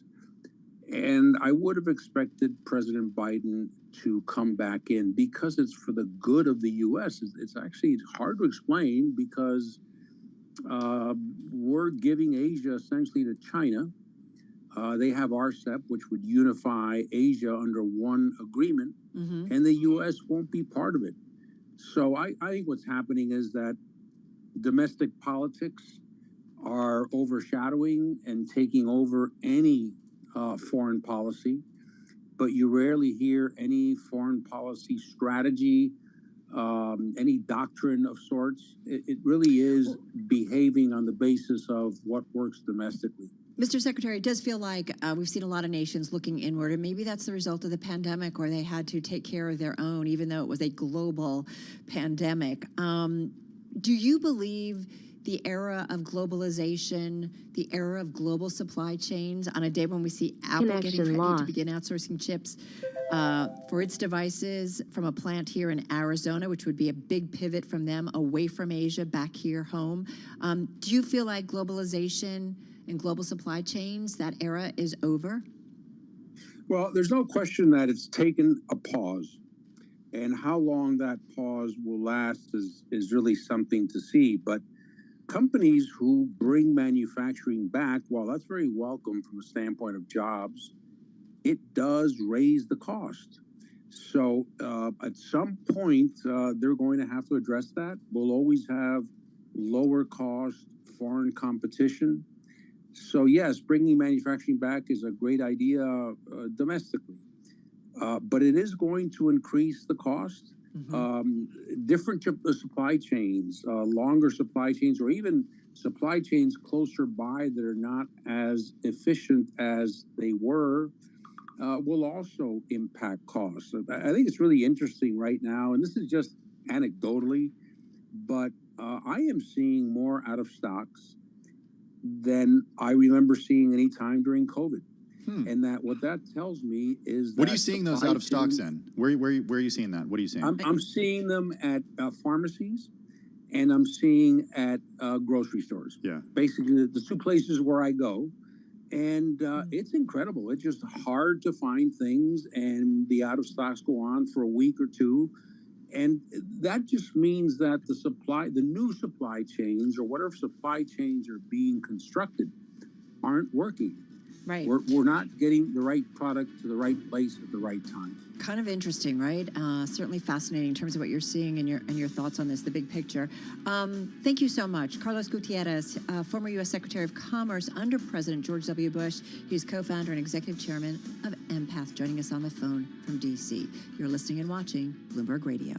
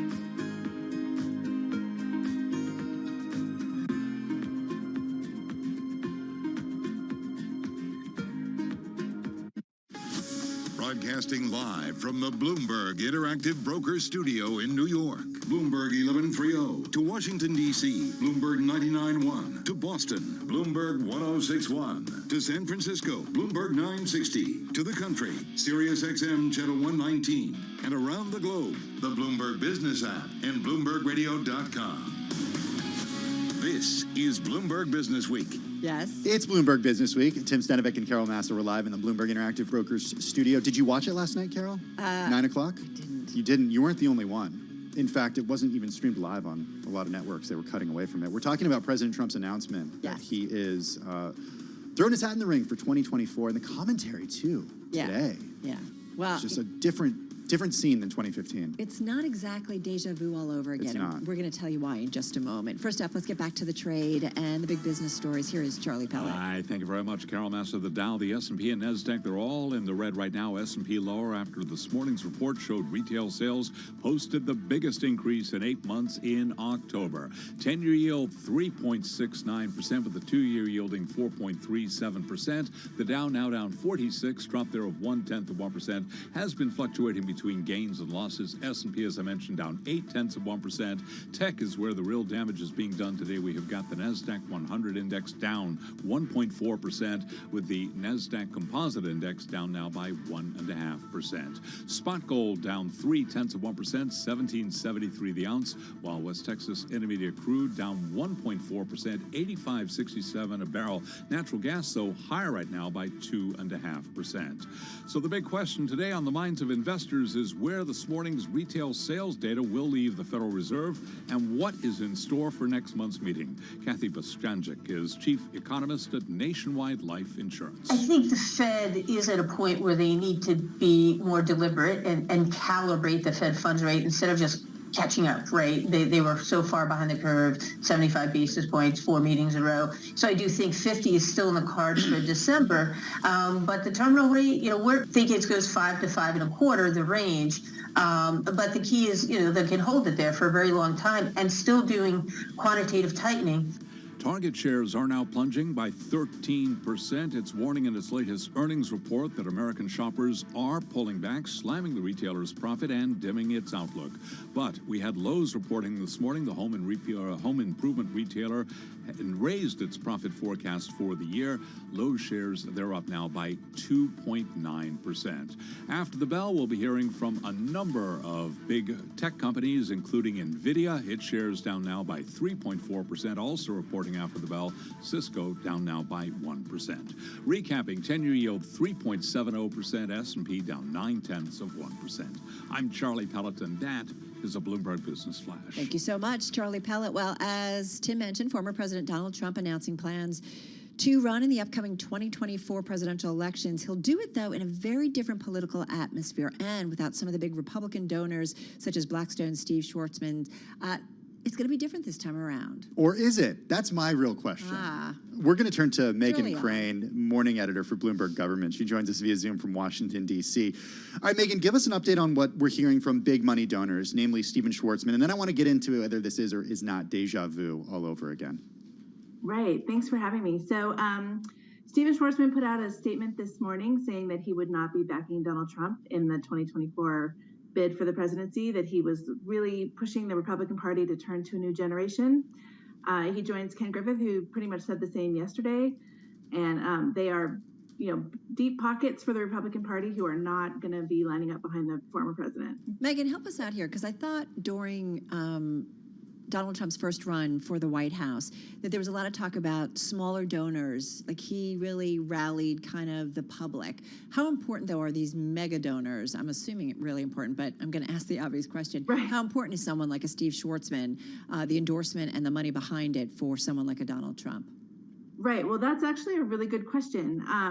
It's unclear what impact this sort of move would have on Trump. Trump did not get money from big donors in 2016. He didn't need their money at the time. You remember, of course, there was the Never Trump movement among the Republican Party, but there was also sort of a not Trump movement, right? Like people who maybe weren't coming out against him, but weren't giving him a lot of money. Stephen Schwarzman didn't give him money until after he became president, and Ken Griffith never did. The impact of this could maybe be a positive for someone like Trump, who's trying to maybe step back from being the standard bearer of the Republican Party in a traditional sense and reclaim his sort of insurgent mantle and, the representative of the little guy or the small donors and the forgotten people who he would always talk about how he represented. We're also seeing, though, a lot of editorials from right-leaning publications. The cover of today's New York Post, I don't know if you've seen it, but there's a small banner at the bottom that says, Florida man makes announcement. That's what it says. Sort of the opposite. Retiree has something to say. Exactly. And, there have been editorials in the Wall Street Journal urging Trump not to run. I believe was it the National Review last night? Rupert Murdoch has been pretty much. He has. Yes, Rupert Murdoch's whole empire. Right. Has been But not here's my coming out question. on behalf of Trump for sure. Here's And then, my of question, course, there's Megan. the SNL skit, but that's I didn't see that. I didn't that's see not that one. real news. Okay, so to my question though, Megan, is if we go back to 2015 when President Trump first announced, a lot of people didn't take him seriously, and a lot of establishment figures, elected officials and the like, big money donors, they put their money behind other folks like Jeb Bush. But when Trump won the nomination, they got behind the nominee, Donald Trump. Couldn't that happen again? I don't make predictions in politics anymore. I would be surprised if it didn't, but I think it's a long road to the nomination. I was, a long time from now, and I think that just like we saw before, that if you have a nominee, the party will work to elect that nominee. That generally is how we do it in America. But he's going to have a really difficult time convincing people to support him, certainly traditional Republicans, but he did in the past. We've seen this before. Trump was not the choice of the establishment for a long time. And there seems to be an ongoing sort of struggle now to figure out who would be the voice of the establishment if not Trump. Hey, Megan, I think what's also interesting, and I know it certainly played visually very strongly, especially in the early days and months of the Trump White House, is having leaders, whether it was a Tim Cook or a Steve Schwartzman or you name it, at the White House meeting with Donald Trump. So to have someone like Steve Schwartzman come out and actually release a statement and saying, I'm out, basically, that's pretty significant too, correct? Yeah, for sure. And it definitely, it opens a lane for alternatives to Trump to, maybe look for support, right? So if you're Ron DeSantis or you're Glenn Youngkin and you're flirting with a presidential bid, knowing that there's big money out there looking for a place to go, looking for someone to support is nothing but a boost. Hey, really quickly, 20 seconds. With him, President Trump saying, throwing my hat into the ring, what happens to his war chest? Very quickly. Oh, it gets really complicated. He can access parts of it. He can't access other parts of it. He can coordinate with some of it. And others, he has to sort of designate people to run it.